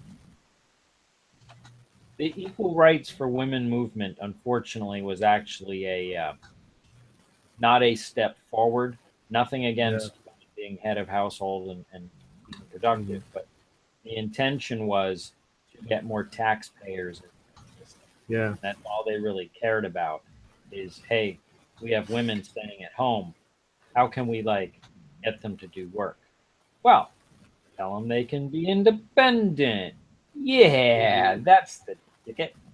And then we can get daycare out of it too. Yeah, let's go for it. And then we get to indoctrinate those little kiddies because the mom's not doing it at home. Now this is great. This is a perfect scenario. We're gonna mold it right into a brave new world. Yeah, basically the first start of the women's rights movement, or the movement standing up for themselves was good, but they hijacked it and converted it into something else. Most of the time, the beginning of a movement, even with the Flat Earth Society here, and people talking about, you can see that they also probably want to hijack this kind of thing and also form it into something they can profit from. They always try to do that. And it wouldn't surprise me if they will actually also do that with the Flat Earth community, try to earn money from it in some sort of way, or right. But I think they'd rather squash it. Oh yeah, but they first have to infiltrate it to squash it. Probably. I'll go with that, but just I don't think they're going to infiltrate it and then try to hijack it to make money. I think they would want to infiltrate it to squash it, because it opens up a bigger can of worms. Or both. Especially when you can document the flat Earth, and then once you document the flat Earth, show that they have been intentionally deceiving you. It opens up a huge can of worms. Yeah. I mean, it really, how do you say, okay, all right, it's flat. What about space? Oh. So, we canceled that program. Yeah, but it went on for years and billions of dollars. Yeah, but hey, it's flat now. Shh. Yeah. What difference does it make? Yeah. Yeah, something like that. Yeah. But I just want to point it out that we must be aware of that it could actually they try to silence us in all kinds of ways. They probably are gonna try and attempt soon. They're all hiding the sucking of our energies throughout history, and then try to hide the consequences of it or something. But I think they also, because the awakening is occurring, they're patching holes. As every time Jeranism points one out, they kind of start patching them. Now, they haven't gotten that 24-hour sun in the south yet, but they changed the airline schedules and stuff like that. I've watched them do it. So Yeah. They really are trying to say, oh, that no one liked to fly that, therefore we don't have it anymore. Yep, end of story. Have a nice day. they can't photograph. They are trying to plug holes, but then in some areas they aren't. In some areas they're kind of like, I don't think enough people care, and people aren't going to do the research, so we can be sloppy over here. So I don't know. Like I said, if I wasn't already awake to how much deception there was, and I hadn't gone up against brick walls, I wrote letters to colleges where people had done theses on the Giza pyramid, and I said, can you give me any of, this? Can I talk to somebody about the research? How did you approve this? Where did they get their data? What were their sources? No, they made it up. I'm like, this was somebody, they were just showing that they could do CAD work is really what it was. Yeah, you did something pretty in CAD. You didn't model the structure. You modeled your vision of the structure. Just on that level as well. In fact, every CAD I can find is somebody's vision of the structure, or it's their interpretation of the story of, again, which is their vision or their vision of the stories. The story, let the story tell itself. As you say, get it out of reality. To tell what it is. I yearn for the day that somebody takes one of the Google backpacks or a 360 camera and just walks through the thing. Yeah. But it would be nice, because then you could actually do a real model, and that would be an end all be all. There are some areas, like I said, we'd have to rework because they damaged it when they entered the structure. But I kind of have all that how I believe it to be, and again, I'll be willing to work with anybody who actually wants to show me pictures or give me some sort of a reason to think it's something different. But otherwise, I want to come to a solid model and turn the thing on. Just like if somebody gave me blueprints for a really cool water slide, like, all right, let's build the thingy. And indeed, it's great. But if you build that model of the pyramid and it actually works like you think it works, you can also build other structures after that and can also see how they react to certain things. It's a great thing to start with that pyramid, like you said. And if that works, you can, well, people will probably become interested. Oh, now there's something very interesting. It actually works, and you can back it up with a model. And then I hope then that we can go further and also do that with other ancient structures. And you can actually see how they all react to certain things, or frequencies, or water with frequencies. So I'm very happy that you are doing an attempt of building that structure. I think my hat off to you, man. We also, as we learn more about what occurs in nature, instead of us dictating what nature should do, we observe and then, and try to understand. We may find that these pools, these walls that they had up there, may have honed at some certain frequency when the wind blows or something of that nature as well. There may be a whole lot more to it. And even like I just pointed out in the video, maybe certain plants, if you put them near that structure, it also helps. Yeah, there's a whole lot we don't, I'd hate to say it's like that movie Avatar, but it kind of is like that movie Avatar. We really should be more in tune with our environment, but we like to be very abrasive and very now, and microwave this and instant that. But a lot of people want instant satisfaction, not actually to do the work. Yeah. I'll go with that. We got a huge, I'm told it's the size of Texas thing of plastic bottles floating out in the ocean. Yeah. Because of our do it now and throw it away. It's just, it is pretty horrible. And we try to change it with our videos and our points of view to wake up the people. Yeah, it'd be great if someday somebody gets a barge or something, goes out there and recycles all those. Yeah. Bankrupt California. Here you go. Give me all my CRV. Yeah. It's the size of Texas. You want to weigh it?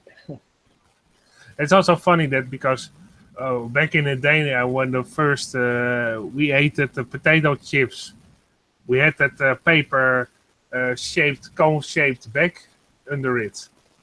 And I was a kid.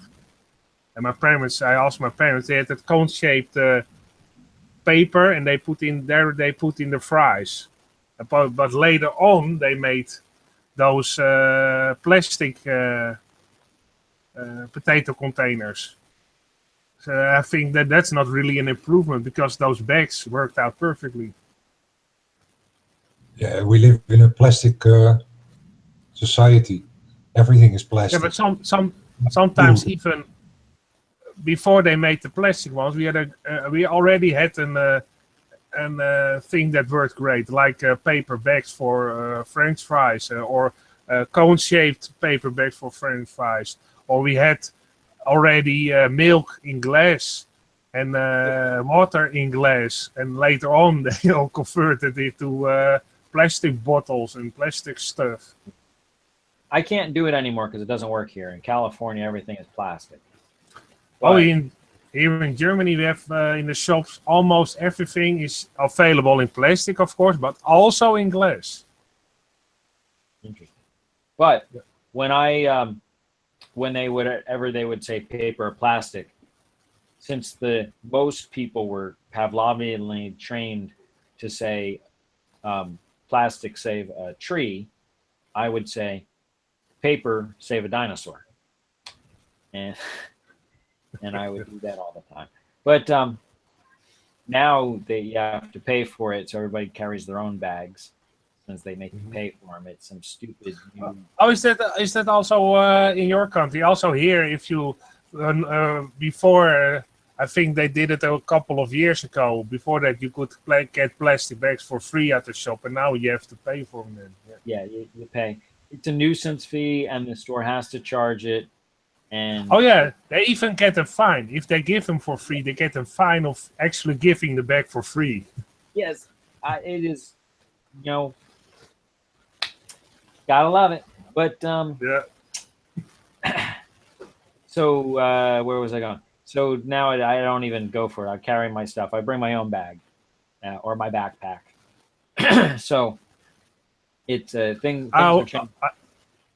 But I would always say, you know, paper save a dinosaur, and people would be, huh? I'm like, you know, those dinosaurs, you know, that bag is made out of oil, so that's petroleum product.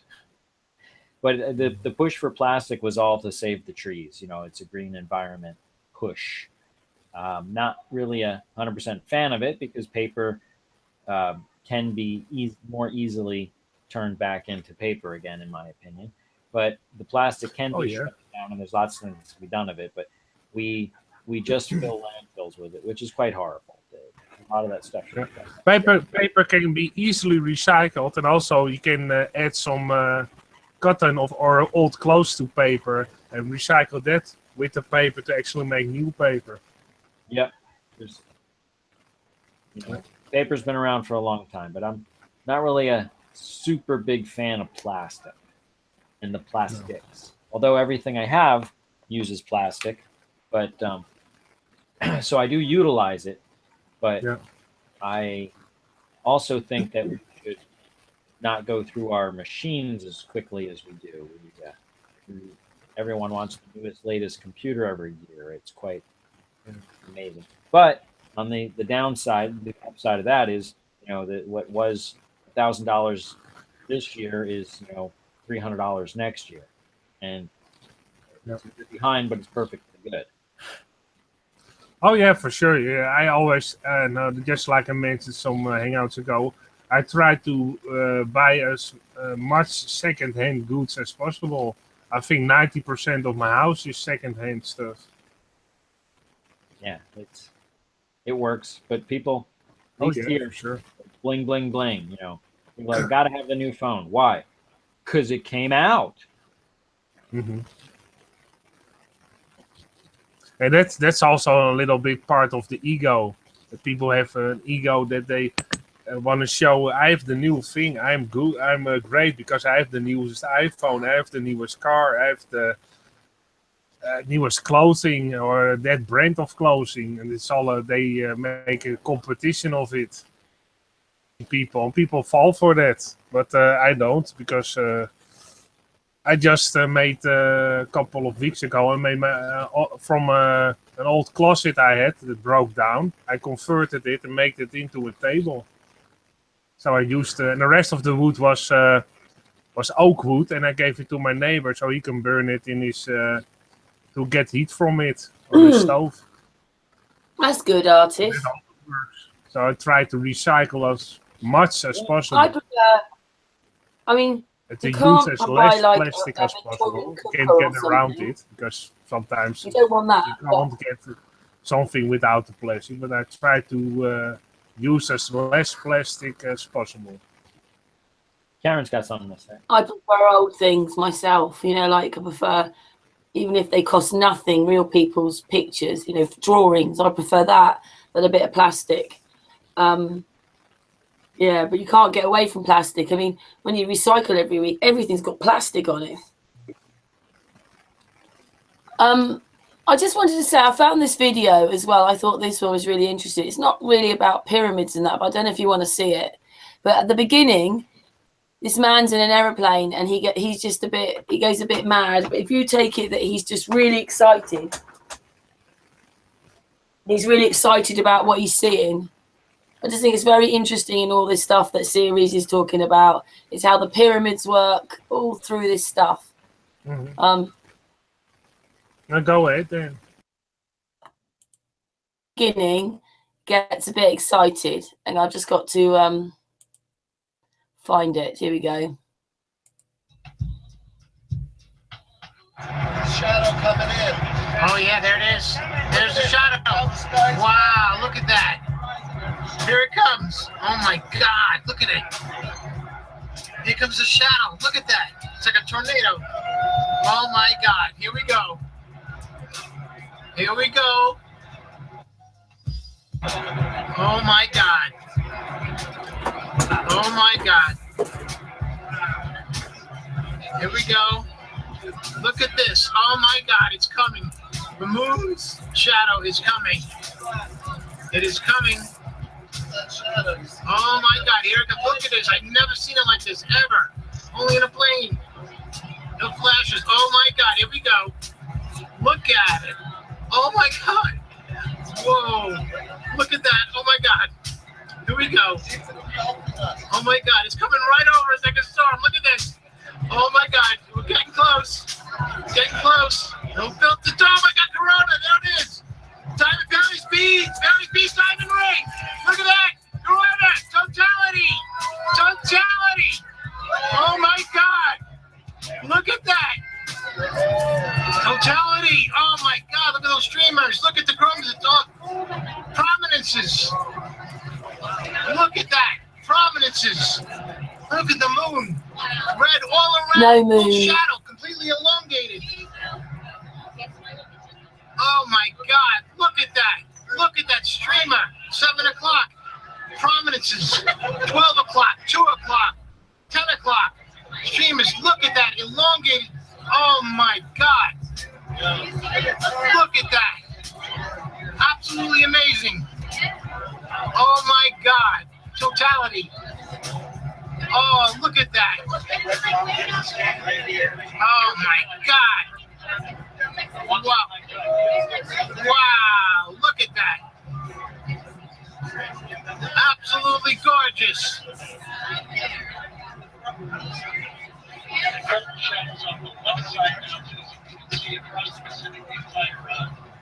Like,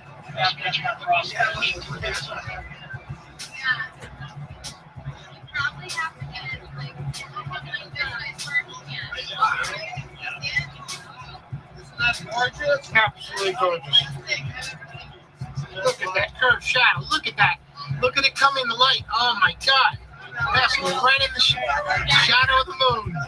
Look at that. Look at those prominences. You can see them with your naked eyes. Chromosphere. Look at that. Here comes the shadow. It's lifting up. It's going out. It's going out. Going up to the atmosphere. Oh, look at down there. Light. Oh, what is it? Beating. That's a flare. Look at that diamond ring. Look at that. Oh my God. Diamond ring. Oh, look at that. Oh my God. Wow. Oh my God. Look at that. Wow. Oh. Yeah. Yeah.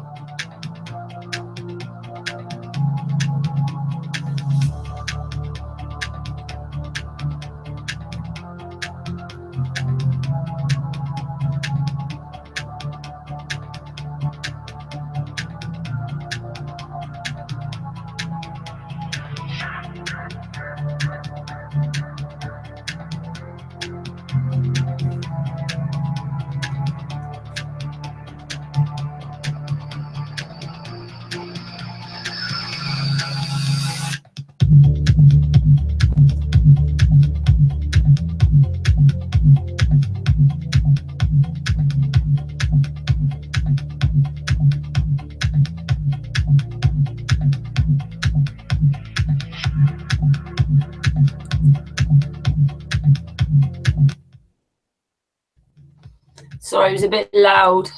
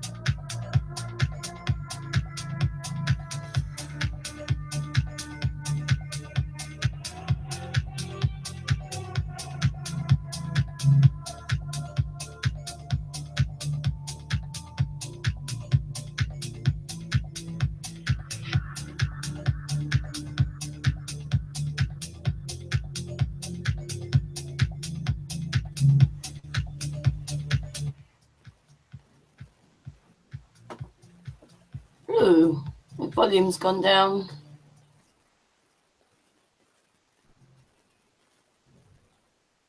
Well, I don't know what's happening there.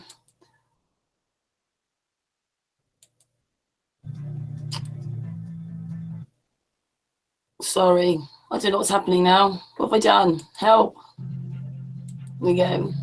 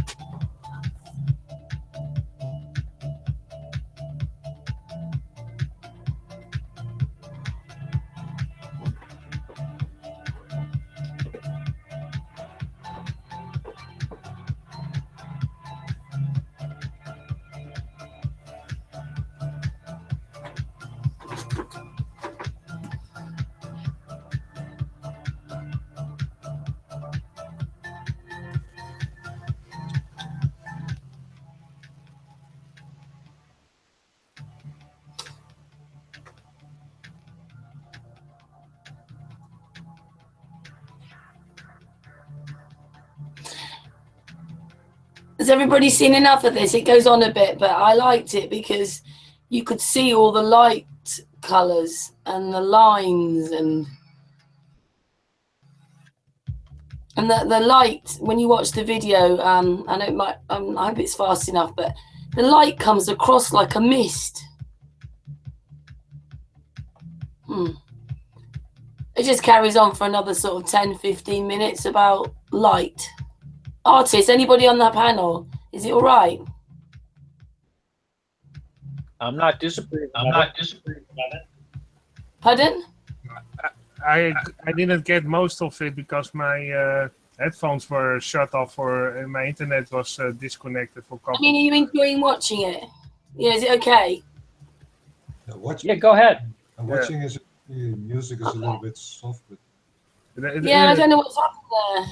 I also I had to change headphones because my other one wasn't working. But can you hear me now? Yeah, there's nobody talking though. Yeah, we can hear you. There's nobody talking. Just the balloons going round. Let's see if I. Come on. Well, let me. I don't know why it's gone down. It's just that the light comes in like a mist.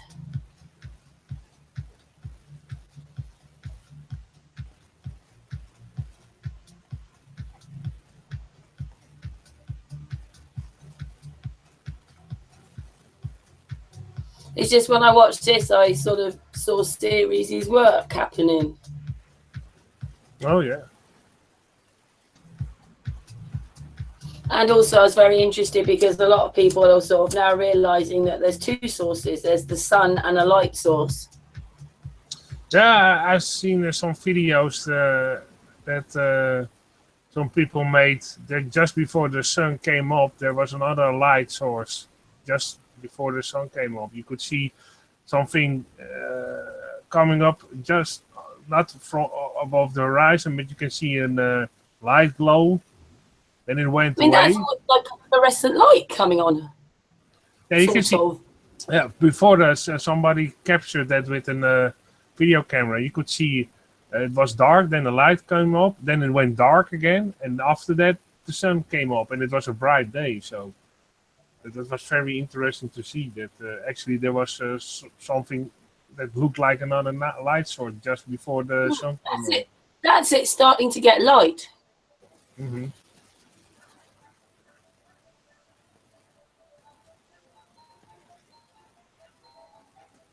It looks like magic, doesn't it? It's magic happening.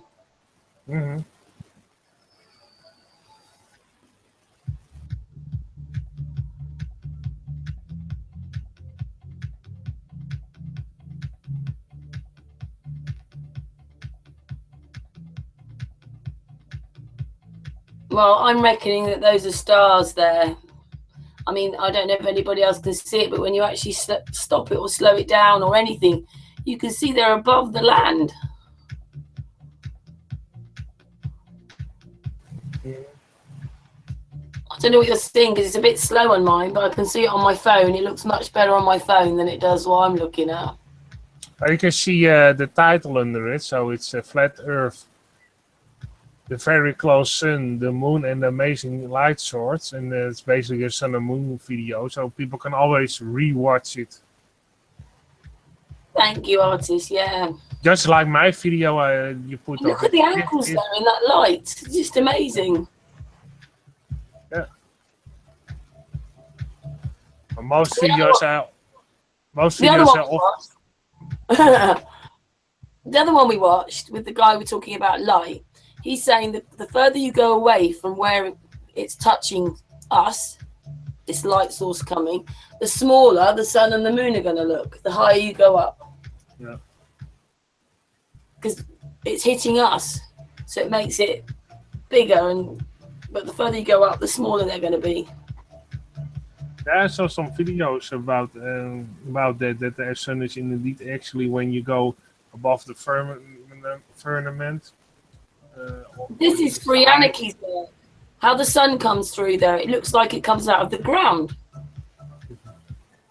We were playing it just a minute ago. The sun looks like it's just like Pyamides' work, and it's coming out of the ground. It's not going over the plane because it's only coming out of the light source. Just like that photo I showed a couple of hangouts ago, and other people also showing photos that actually can see that the sun is shining its light under the grounds, under the clouds. And I also made the photo that the sun wasn't even going under, and still you could see the light.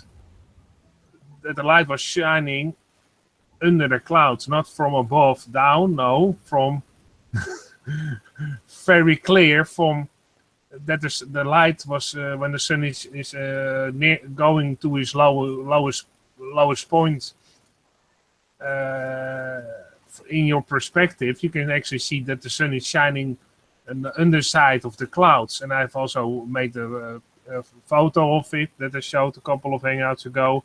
And other people also have photos that you can clearly see that the sun is shining on the underside of the clouds. And it couldn't do that if you believe NASA, because the sun is in their perspective too far away. But that basically also proves that the sun is close by. Otherwise, it can't happen. I mean, you can see where the sun is. Yeah. Did it come out of that light? Mm-hmm. It doesn't come across the light or above the light. No. But when the sun is up in the black, it doesn't light the black up. There you go. Look, there's the sun coming out of the light. Yep. It's not coming above, is it? Above that light, it looks like it's coming out of the ground. Mm-hmm. Yeah, they tell us so many lies that we are now learning actually. I hope everybody can see that. It's perspective. Yeah, this is perspective. Out of the edge of your perspective bubble. Mm-hmm. Plus all those angles in the light series. It's all your work. It's the work of everybody who's actually researching it. I know you didn't make it, Ceres. You're the one that's seen it for what it is.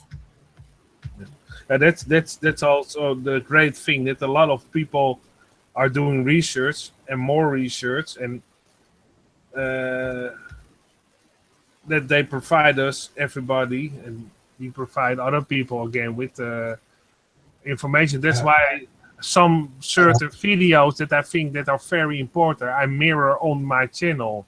So the chances of people seeing that video that is important is higher. And that's what are you doing now, is the same thing. You providing a video that somebody made, a platform for more people to see it actually. And that's always a good thing.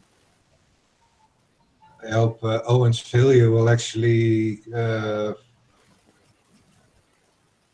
be the research out of where we can actually measure the speed of the spin of the stars. And out of that, we can extrapolate the whole thing of the size of the bubble and the diameter of the plane of sight of yourself, how big that actually is. And out of there, we can actually figure out where then everything beyond that is. Because that's all the vortex mathematics what's tying into this, because it's all toroidal fields.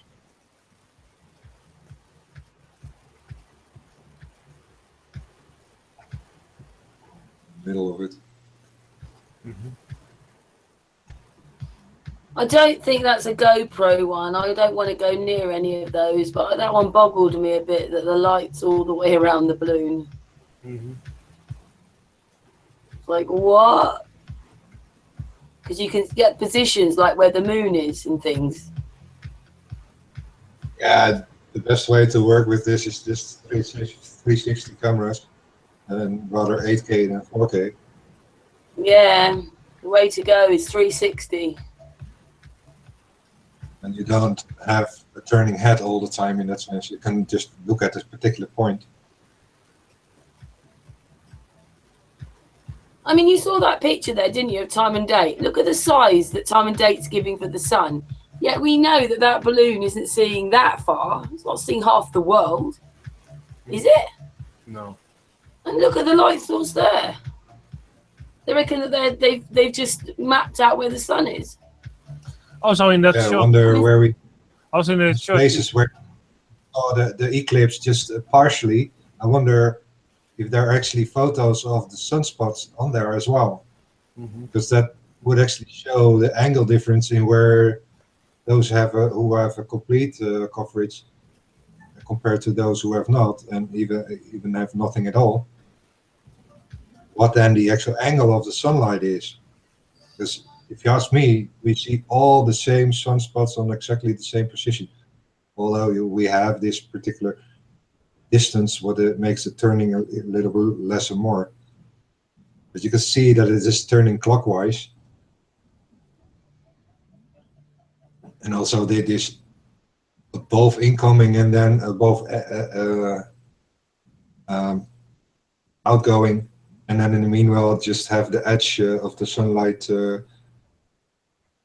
visible at the top side. It's as if it is a pendulum going in front of it. His colours are amazing. We just don't see it like that, do we? Because we're on the ground.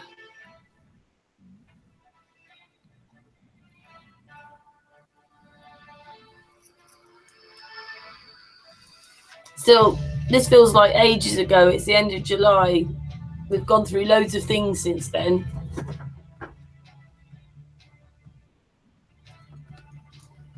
We've sort of moved along a lot in information and things. I was very like, wow, I realised that the light source was something different. When I was watching a video, I realised.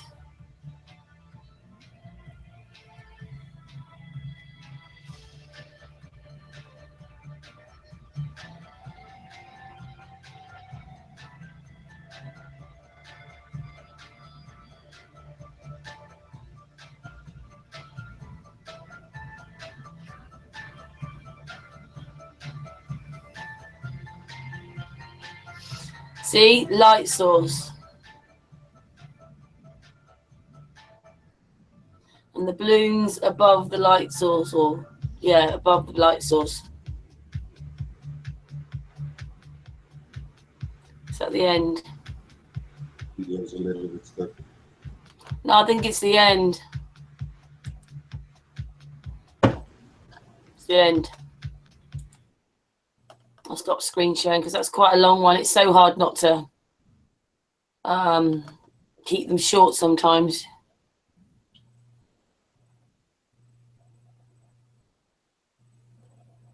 But yeah, the light source really got me, and that the sun was in the black and it wasn't lighting the black up.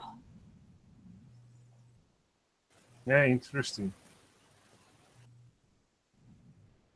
Yeah, well, that's what happens, isn't it? Everything is just is on the same spot. There's always something else to learn. Oh. I know that artist probably feels like that with what he's been doing. Oh yeah, I researched a lot and I found all kinds of other things that are interesting related to flat Earth, or just like I found those videos of plants and their relation to us, and yeah, that sort of things you stumble sometimes across, or sometimes it even pops up in your videos, you recommendation videos. You see a video, oh, that's interesting. Let's just check that out. And sometimes it's so interesting that you're going to do further research on those subjects. I have also other subjects that I'm researching, but they on a side shelf basically. And when I have some extra free time, I research.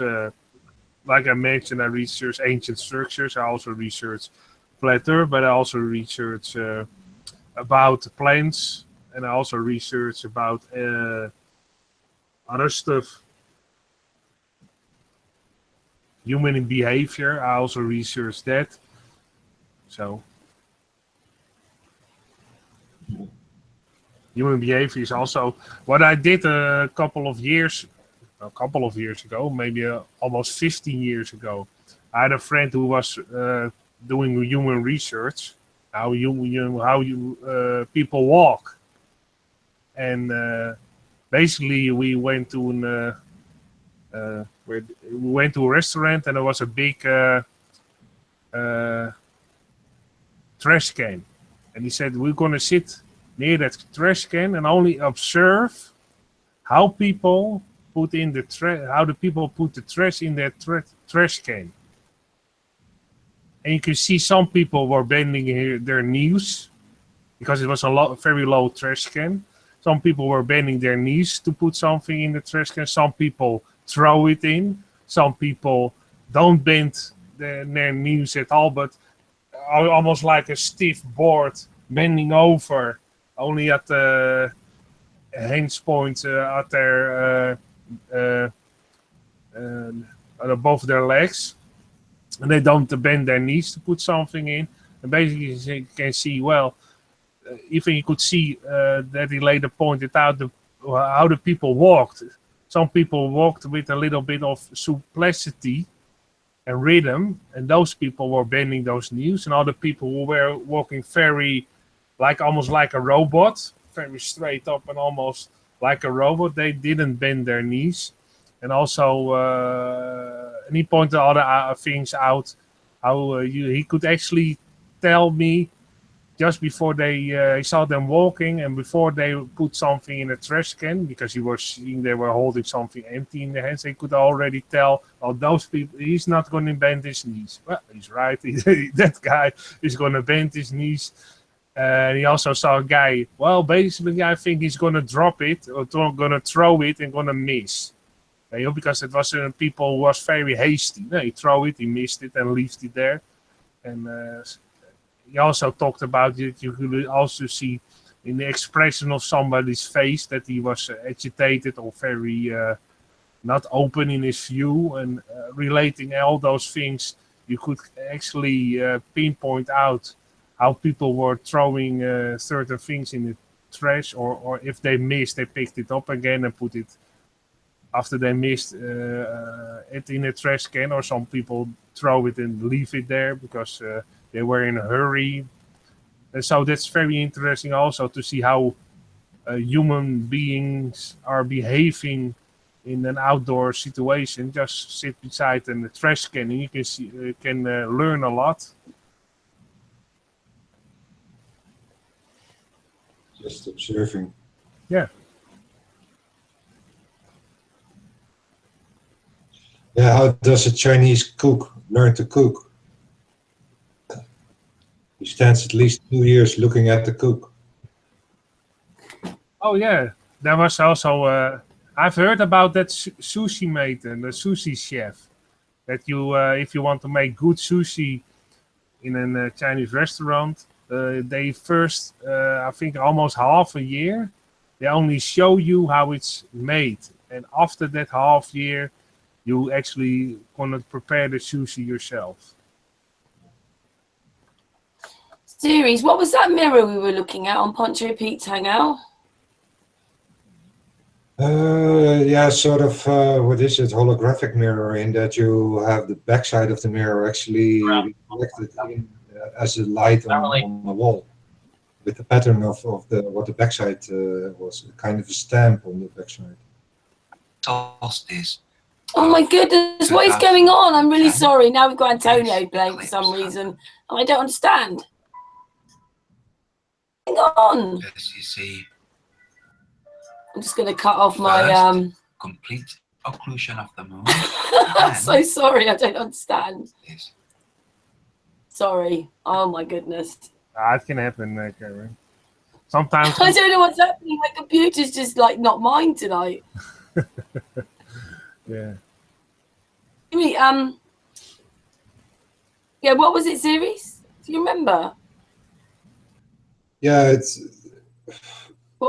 what a Chinese magic mirror or something. Chinese? The principle is basically that you have a stamp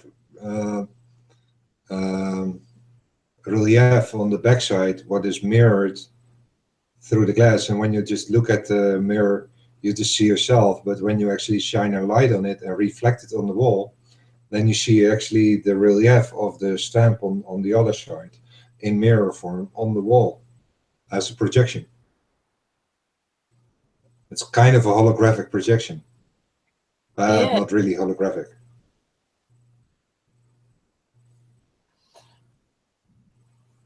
Do you remember, what was it called again, Ceres? Chinese magic mirror or something. Okay, I'll see if I can find a little video because it was interesting. I think they presented it because they thought, is this how the moon works? Because they were going on about, because of the prints it makes, you know, you could make the craters. It could make the craters. I think I have it in my history even. Good, you find it then, Ceres. Yeah. It's just everything ties in with everything. Indeed. I've really. Is it called Chinese Magic Mirror Must See? Here's two Chinese boxes with one of my all-time favorite optical illusions in them. It's Chinese magic mirrors, they're called. This is a zodiacal sign one, and on the base, on the back of it, is a mirror. And nothing in it, apparently. And the other one also, this one is the magic circle emblems. And again, on the back of it is a mirror. Now, the magic occurs when you shine torches on these. Here we have a screen. And we're going to shine torches on these apparently blank mirrors. What we find almost instantly, you get a nice image appearing of, this is the zodiacal sign, Chinese zodiac signs. Very clear. And the other one, with the man of Vesuvius in it, is the emblems of the magic circle. And again, it's extraordinarily clear. It gets a bit fuzzy when you put the torch close to, but brighter. And here, when I come back, it becomes very crisp and very, very clear indeed. That is the man of Vesuvius and the magic circle magic mirror. So both these, in little boxes, with little bone catches, which I like, contain, I think, one of my all-time favorite optical toys, the Chinese magic mirrors.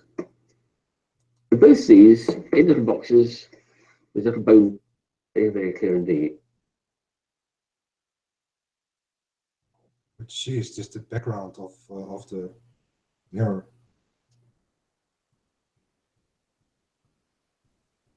Kind of as a holographic image, but it's not entirely holographic because it's not really 3D with a real depth in it.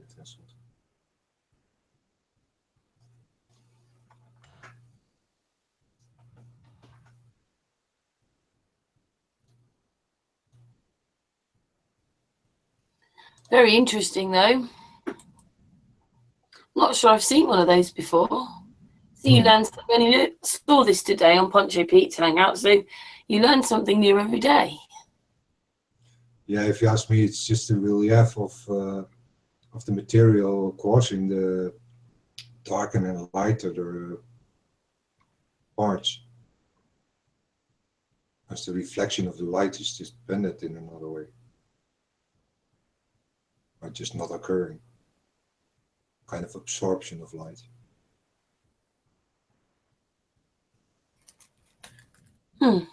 Oh, the thickness of the mirror. The less thicker it is, the more darker it becomes. The more thicker it is, the more light it will reflect.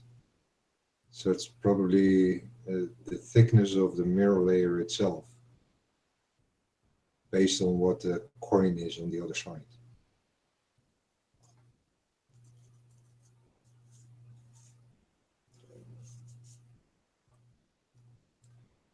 Again, the whole zodiac wheel with man in the middle.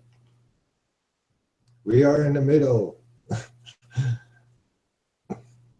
How hard has the past to shout it every time over and over again? We see it everywhere back. You are the center. Almost in a box series in the middle. Yeah. Or is it? Yeah. It's a zodiacal wheel with the man in the middle, in the square, and the circle. Squaring the circle. Yeah.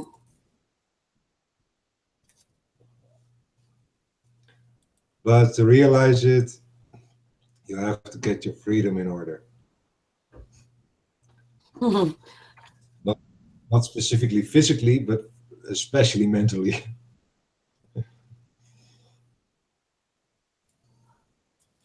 Yes, this realm we live in.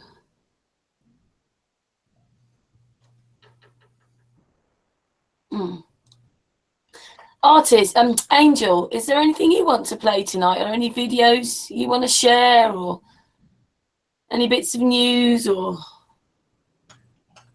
Not really. I just taking it all in. What did you think of the mirror? I thought that was quite interesting. It'd be cool to recreate it. Yeah. He just likes to build things, don't you? Well, I think it would be a cool way.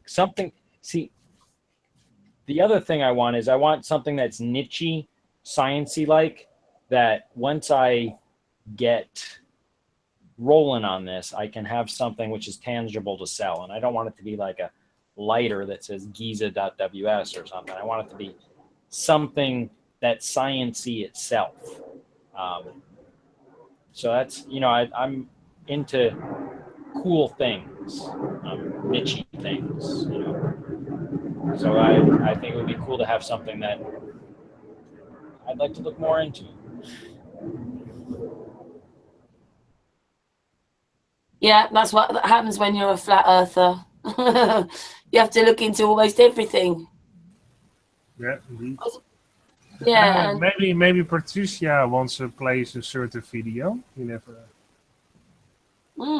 Patricia, yeah. Maybe she has something. Flat Earth, it may be a cherry, but it's a huge cherry because that cake beneath it. Wow. Mm-hmm. Yeah, indeed. Patricia, are you still there?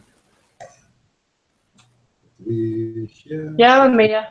Yeah, maybe you want to have a certain video you want to play it, because we have still some time. We can actually play a couple of videos if you like. just ones that I haven't got any. Okay. Oh, how long's the one that you put on Video Club, just out of interest? Which one? Because I put two on, didn't I? Put the you on about the airship one? You put one for the Video Club. Yeah, let me just. How long is that one? I'm just gonna have a look now. I wanted to ask actually if there was if artists had seen, on Google Earth. I know we don't really believe in it, but have you ever looked at Mars? Because on there, apparently there's an Inca village. Well, they're calling it an Inca village because it looks something like an Inca village type thing. Just wondered if you'd on Mars, yeah. On Mars. On Mars, the planet Mars. Yeah. Oh no, I never. I don't look into planets a lot but I will check it out. I just thought it was funny. I thought, I don't know. I mean, it could be nothing to do with an Inca village, but the structures are like. Maybe. I will look into it. Maybe they've used footage actually of an Inca village and made it red. Look, it's Mars. Yeah. You never know. I will look into that. Thanks for that. I've seen footage which says that it's on Mars, and then basically with this whatever's small over there, and it's like the light of the sun, and it's like I believed it. When they showed it to me, I believed it. Oh look, well this is on Mars looking out. I know I did some Antarctica documentary, and it said, oh look, there's a bit of Antarctica that's got red soil. It just looks like Mars, and I thought that was quite funny. Yeah. Oh yeah, they've probably used isolated location that most of the people don't go to, and use that as footage for a kind of planet. Yeah. Yep. Nothing is as it was. Oh. Stop. This is doing it today.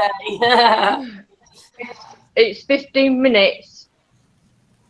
Sure enough. Well, Do you want to send the link to Ceres? Just do it on Messenger. He'll play it. Yeah. Just on Facebook Messenger. Yeah. Ceres. In the chat.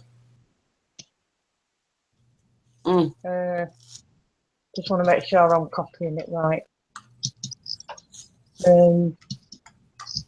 Patricia, what did you think about the hangout we had last night with the magazine?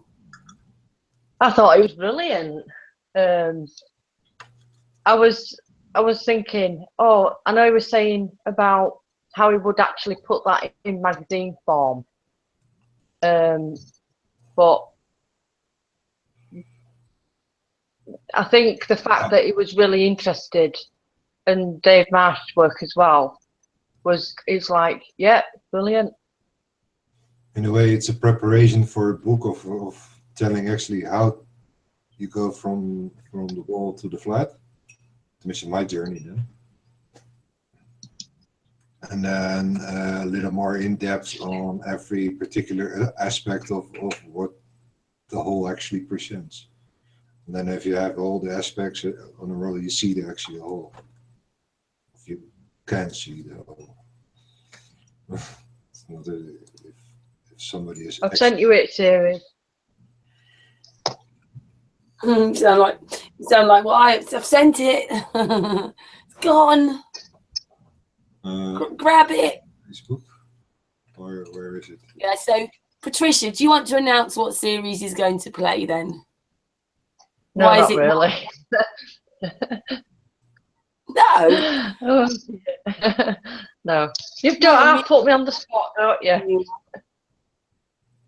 Facebook. We're having a video club on a week Monday. What's that, 6th or 7th? What is it? 6th, isn't it? 7th. 8th. I said it was 8th. That's it, 8th. Monday the 8th, we're having video club, and Patricia's chosen the video, and this is the video she wants played for people in that club to watch. And then on Monday we come to the live stream here, and then we watch the video, and then we talk about it. And everybody can see the video playing. I'm presenting you Ceres. What's it called, Patricia?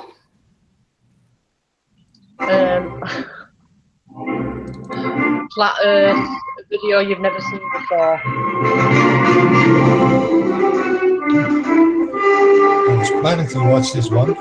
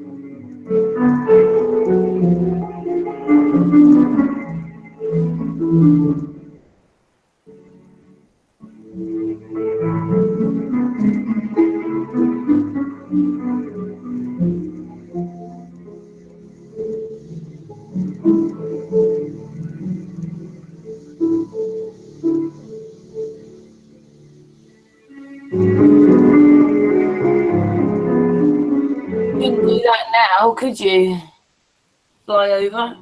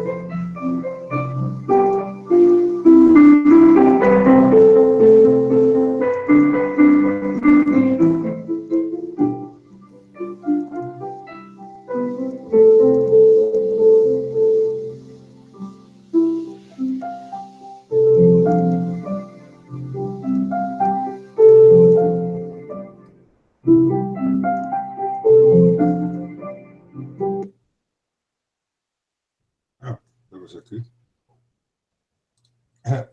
Apparently they shoved in a lot of circle in there. They did. Patricia, why did you pick that one? Video Club. On YouTube. Huh? Why did I pick it? Yeah, well, what was it for you, that video? Well, the fact that it's there's no GoPro cameras, and the fact that airships are quite fascinating. I've always wanted to go in a hot air balloon, and the fact that I don't know how many people had seen that sort of film before.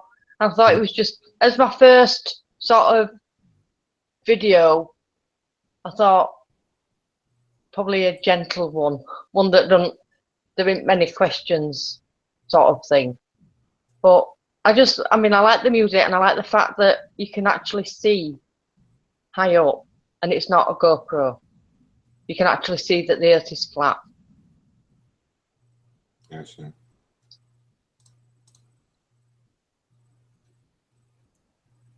Haha. As I say, this is going to the Video Club night, where there's another group, Video Club on Facebook. Of them come on to the live hangout, but the hangout's open to everybody, and it's been played today. Maybe Patricia will play it a few more times. Go live on here so that here can, people here can see it as well. I just wanted to say, Patricia. I just wanted to say as well, I've been doing some research on airships and stuff, and apparently NASA, I haven't checked the dates or anything on it yet. It was just a preliminary search. Apparently NASA want to bring them back.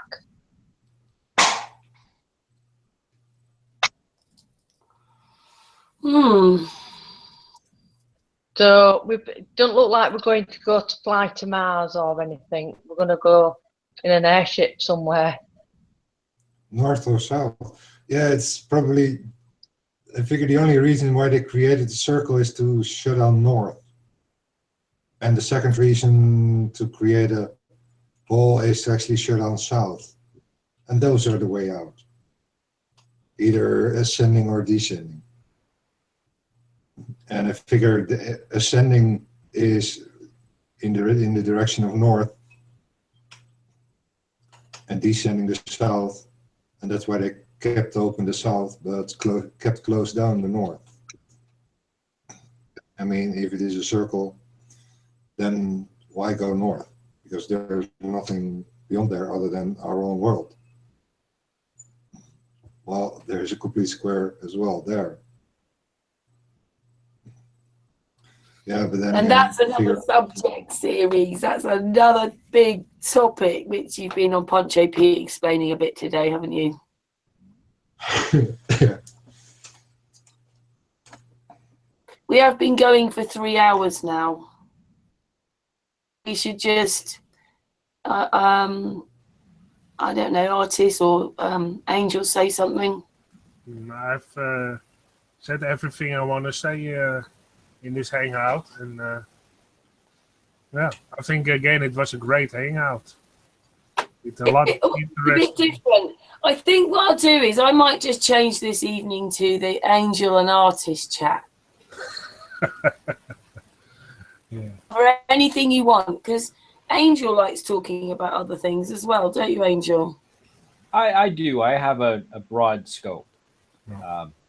Although I try not to mix too many things, because like I was saying with my whole pyramid analogy, it's like I open that up and I lose people. The same thing is true when I talk to people about perspective low energy reactions, and I try to talk to them, and as soon as I give them, I ask them a question because I'm looking for an answer, and they ask me, well, why do you want to know that? So I tell them why I want to know it, and then I lose them, because instead of them giving me the answer, I've actually had people tell me, oh, well, I shouldn't give you the information because you're not trying to research the right stuff or something. I forget exactly what the excuse was, but because I wasn't going the direction they wanted me to go. They were unwilling to share the data. And it was like a vengeful reason. I would think, you know, here's the data, you go do what you want to do, you know. Data is data. It's so Yeah, weird. that's sometimes what people point out. So that nobody else has the right to use it.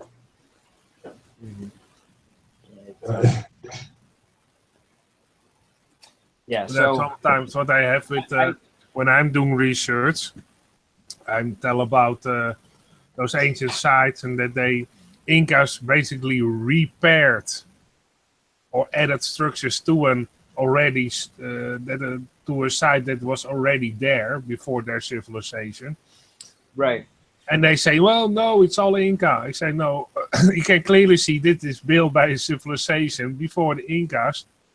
And even in some old documents, the Incas state that they found the ancient site already there and built upon that site. In some, I think in an old ancient text, they tell about it, that the site was already there. So I say, here's proof. Yeah, that's just a story. I say, here's proof of the pictures. You can clearly see they tried to repair it. Yeah, and they give all, try to push their point of view through, but actually all the stories and the pictures actually provide my point of view. You can clearly see that, but they are sometimes so stubborn in their ways of thinking that they want, if they had the mindset to a certain thing that is so, some people you can't change their minds. Yeah, sometimes you have to wear a commercial construct, a docent hat or a white lab coat to get people to listen to you, even when you have the right information. They just they don't accept it because they're not judging the information, they're judging the character of the person giving it to them. Yeah. Indeed. Always. That's why people of small minds talk about people and average minds about events, but great minds actually talk ideas. And that's why I have to do a certain research. I try to look at it with an almost with an open mind, but not with any judgment. Just look at it. Yeah, and also you have this sort of push to just want to do it, and you do it with a good heart as well, all of you. You know, it's not about none of them moan. None of these people moan when they go and do these hours of research. Just get on with it, and then they come and share it. Yeah, because we are passionate about it. It's a drive we have. We want to learn more and investigate more and put the puzzle together as big as possible with all kinds of proof in it. That there's somebody telling, well, what about that? Well, look at here, it's the same. Look at here, it's the same. Look at here, it's the same. And so you provide them with more and more and more information that you find on everywhere. And that's a great thing that we have these groups all over the internet that provide you with a lot of information. And it's awesome.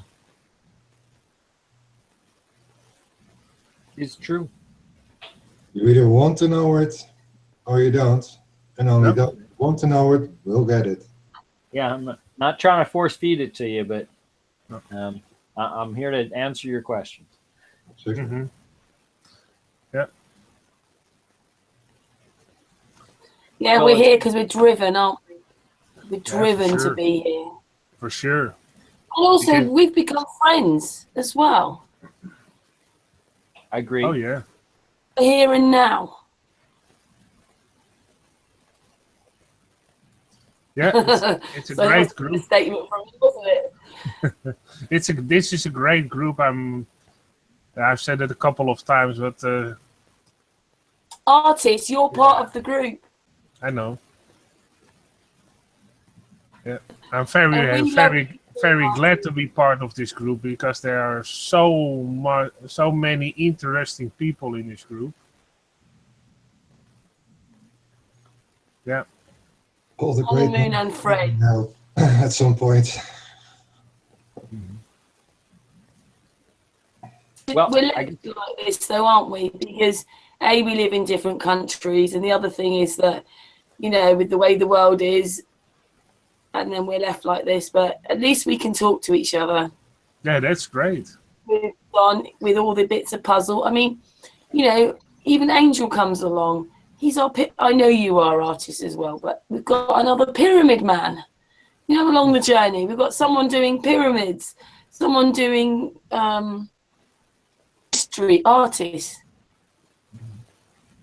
I find anybody who has also knowledge about ancient structures and has a few about them to actually contact us, and would be happy to have somebody on the show who also knows a lot about ancient structures.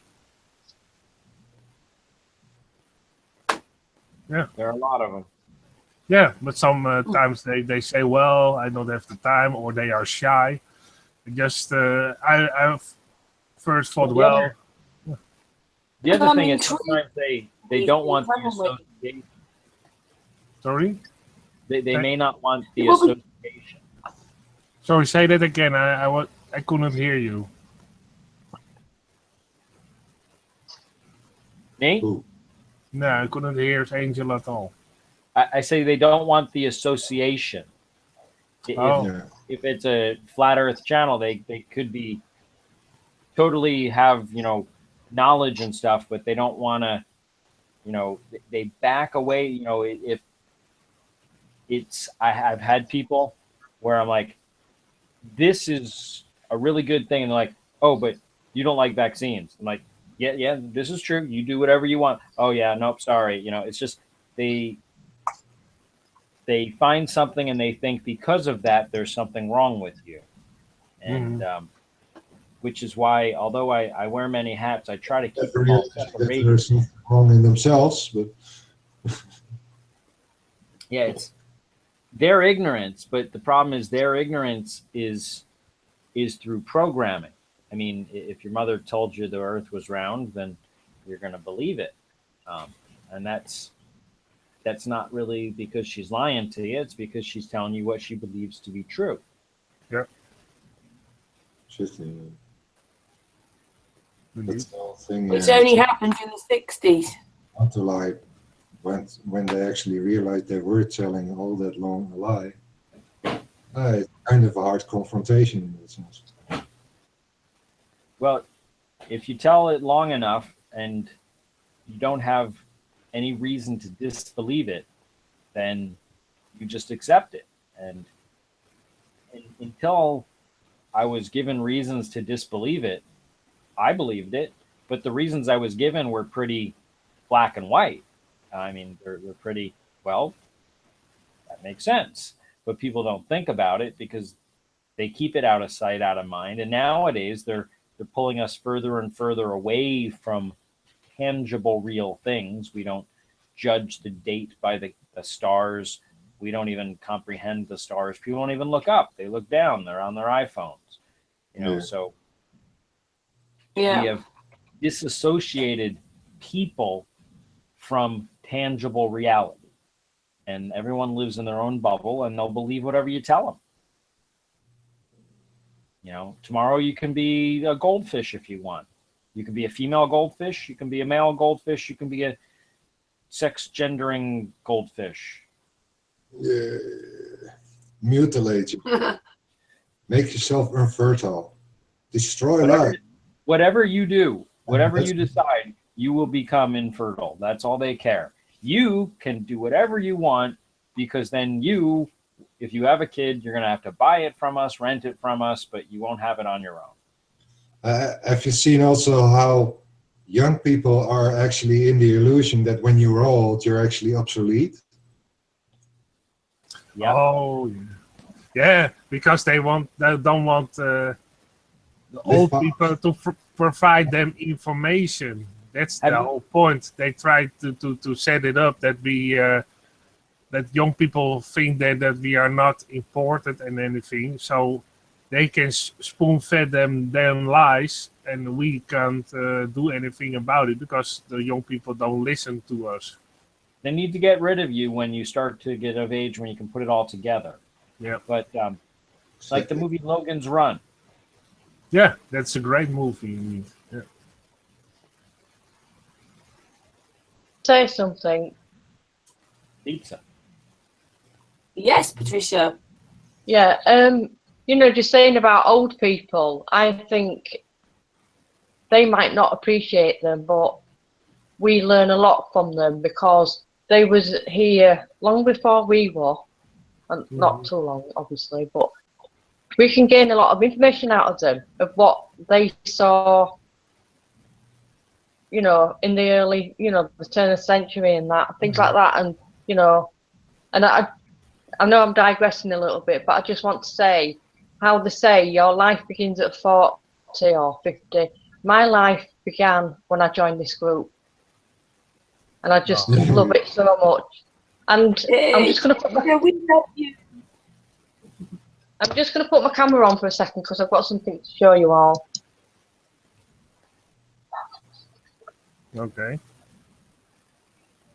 Hang on. You can all come and have one if you want. Can you see what it is? Hang on.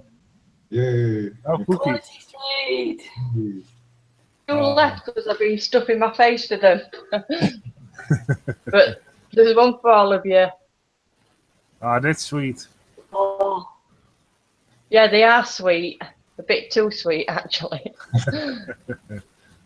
You live. Yeah, Anyway. well, we were talking about this the other day. You know, like Patricia came in probably a bit shy, a bit overall with all these hangouts, and like Patricia was worried that she didn't really do anything, but she's on like she the Facebook group.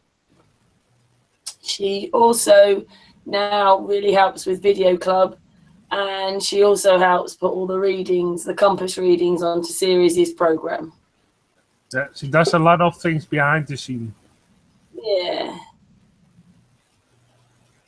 So what would we do without you, Patricia? Mm-hmm. Your life would be a lot better. No, I'm only joking. Oh. Yeah, we love you, Patricia. Our life's better because you're there. Mm-hmm. I know, I'm just part of the furniture. But yeah, now I see you more as our mascot. Patricia is our mascot. She's always there. There you go, Patricia. You're a mascot now. Patricia the mascot. One of the best you can get. I don't know if that's a good thing or a bad thing. It's a good thing. Do I get like I don't know, a costume or something? I think your icon already is some type of thing. That heart shape is always nice to see. Did you make that yourself or something or not? I did. That was my first bit of sewing that I've done in like 30 odd years. It looks very beautiful. Yeah. It looks very beautiful and yeah, with happy birds on there, Patricia. Clear the fear and non-compliance. Oh yeah, great. Oh. Yeah, the rebel. Yeah, I've always been like that. No, I might make a giant one of those and bring it to the conference, convention next year. Oh, you got to be able to spot me then. Hey, you can learn everybody making those lovely hearts because I think it looks very nice. She gives them out. She gives out all the hearts. Take the same pattern and turn it into a shawl so you can just wear it. You know, just like the, you know. I will bring my hat.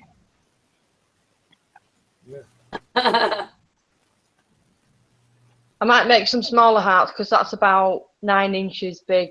That hat. Hey, I'm gonna get a hat, right, that's crocheted, and I'm gonna see if Ceres can make these. Hang on. Yeah, I think for the convention we need to get some what's it called? Memorabilia type stuff. Get people to make stuff. and just dish it out. It's not for money. People. Yeah, cool. It's probably busy with meeting so many people that we actually can't do anything else than meet each other. These. And then follow the program of the whole weekend. I've got plenty of time though. I can make little bits, I think. Don't hold me to it. Hello, Richard. Looks a bit like Ceres. Paddington. Yeah, it's crocheted. Paddington. Can you make these, Ceres? Paddington Bear. Yeah. It looks lovely worn on it for a you, while. Karen. Oh, I don't know if these are in anymore, but they were in for a while. Well, I years always ago. say, if you don't follow fashion, sometimes you will become the fashion. Yeah. Lost a bit of its mojo, this bit of sort of, I don't know. It looks fine. Yeah. And make it in a sense so stiff that just You folding get a it. couple of icons on it and doilies and stuff. You know, some like, you know, flat Earth memorabilia, and it'll have plenty of mojo. Well, what also would be cool if you make a flatter Earth buttons like they had in the 80s. Those buttons of Greenpeace and Amnesty International. When I was young, I had a jacket that was full of buttons, peace buttons, and buttons of Greenpeace, and buttons of Save the Whales, and buttons of Amnesty International, and also buttons of nuclear-free energy, and that sort of thing. My whole jacket was full of them back in the day. Yeah, that was in our time it actually. There are buttons in. Yeah, buttons with messages on there. Just asking, does Angel have a hat? We may as well go out with a hat on. Artist hasn't got a camera.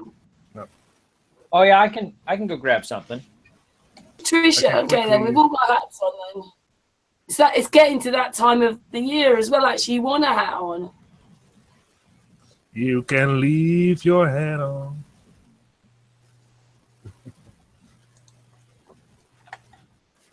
This is one of my favourite colours, this one. Black and this colour. It's a little bit champagne red. Yeah. Hey, what's Artist got? I mean, Angel got. Yeah. A real cowboy. What is it? Not the cowboy, but. No, it's the sun off. Party hat or something. Warm for him. Patricia, have you got a hat?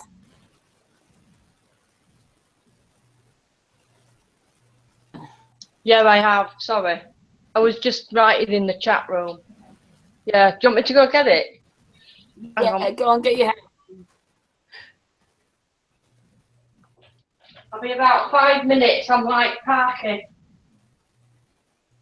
It says, Angel, we'll be wearing these to keep us warm, to keep the sun off. Crazy, isn't it? It is kinda.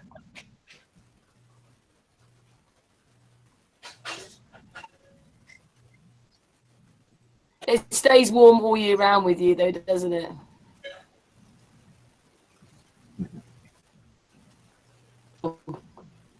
It's warm all year round for you. Warm all year round for you, isn't it? There are times it gets cold, but you have to take the word cold as a relative thing, because it's never, in my knowledge, been cold enough to freeze water here, although it has snowed like once in like the past 50 years or something like that. But I think 50s is like the coldest it's going to get. And being that I used to sleep in used to hike and stuff like that on the Appalachian Trail, I've bedded down in cold nights. So it relatively is always warm here, but there are nights that it is not as warm as I'd like it. I mean, Patricia's got a nice hat on there. Patricia's hat. Wants to ask Angel, it's dark for you. Is it like, does it take a long time or does it get dark very quickly where you are? Yay, Patricia. I'd say it probably takes about 20 minutes, 20, 30 minutes. Really?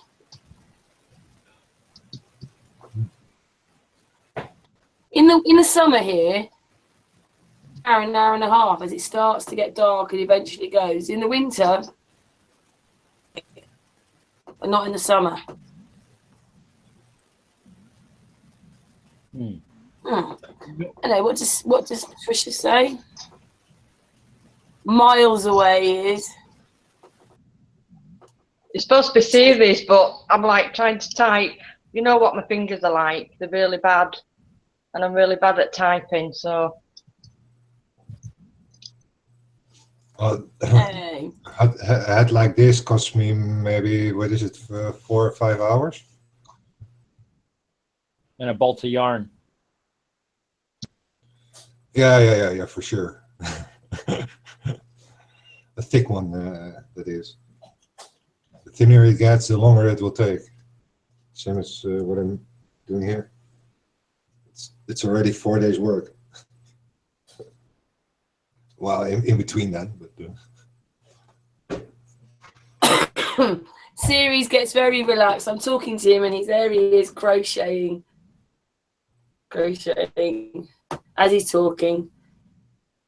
Therapeutic, don't you, Ceres? And listening.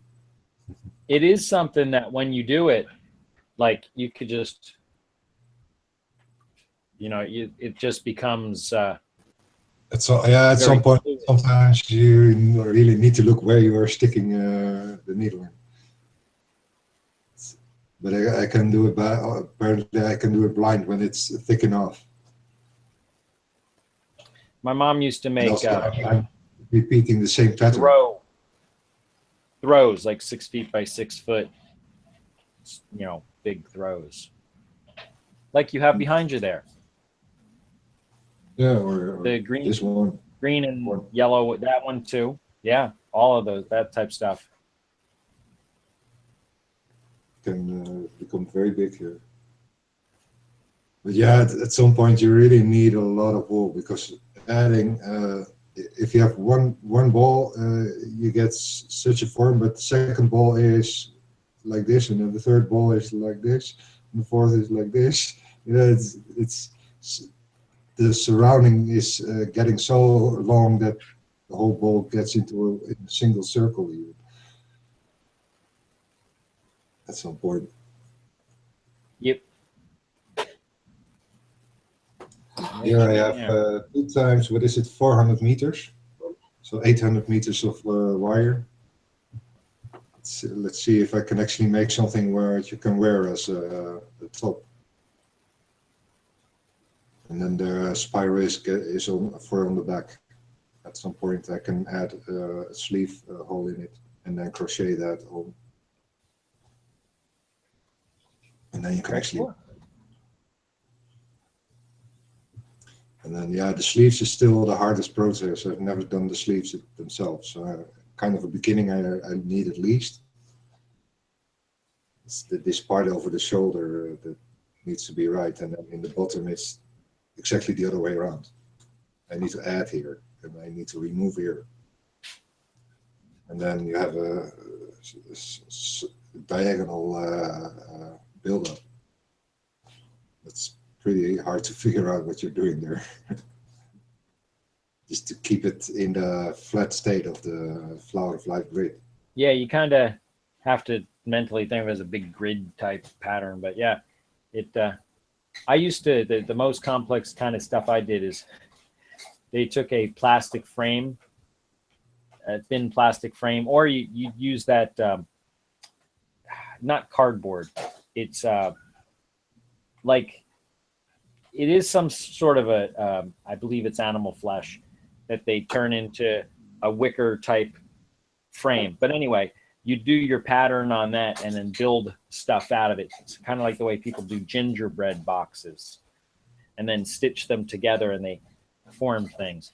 And one of the things I'd have to say I actually made was a space shuttle, where you made a loop and then the nose cone and the fins and the gear and the whole 9 yards. Because I was very into the space race, and you know, which is something that I already knew because of when I looked into the missions that we had done and the whole Van Allen belt things when I was in my 20s, even, that I knew the space race was a waste of money and was a black hole project. And I didn't realize that there was more to it until the last like half a year. But you know, that it's completely fabricated. But it is quite a awakening. I don't know. I lost my train of thought there. Oh, that I had wicker things for or the building of these churches. But anyway, yeah. So I used to do that, and pillows, and I don't know how many pot holders. Man, one Christmas, every grandma that I had, every teacher I had, every neighbor that was female, all got a pot holder. Yeah, my whole crochet work began with lighter holders. That was the first thing I practiced for. Wow, Lighter holders, pot holders, coffee cup, little thingies, doilies. You know, 500 of these holders, and then I began with hats, and then all the other stuff, bigger stuff.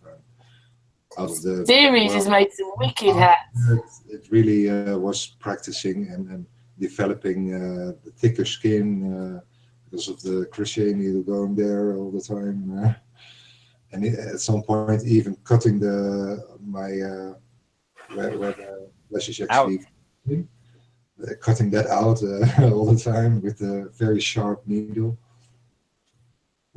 Yeah, that was a pretty hard practice time, but eventually you get the technique in your fingers and it becomes an automatic thing.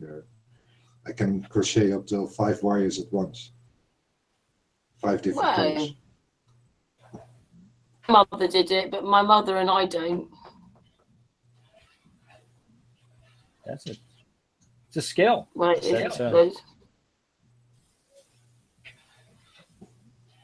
but it's a very cool thing. And now for 3.5 hours now. Do you think it's time that we? 3.5 hours, yeah. That's why I got the hat, so we can ride off into the Patricia's sun. Thank you for everybody who watched and everybody that's going to watch. Yeah. And to this Angel, Ceres, and Patricia. Hang out tonight.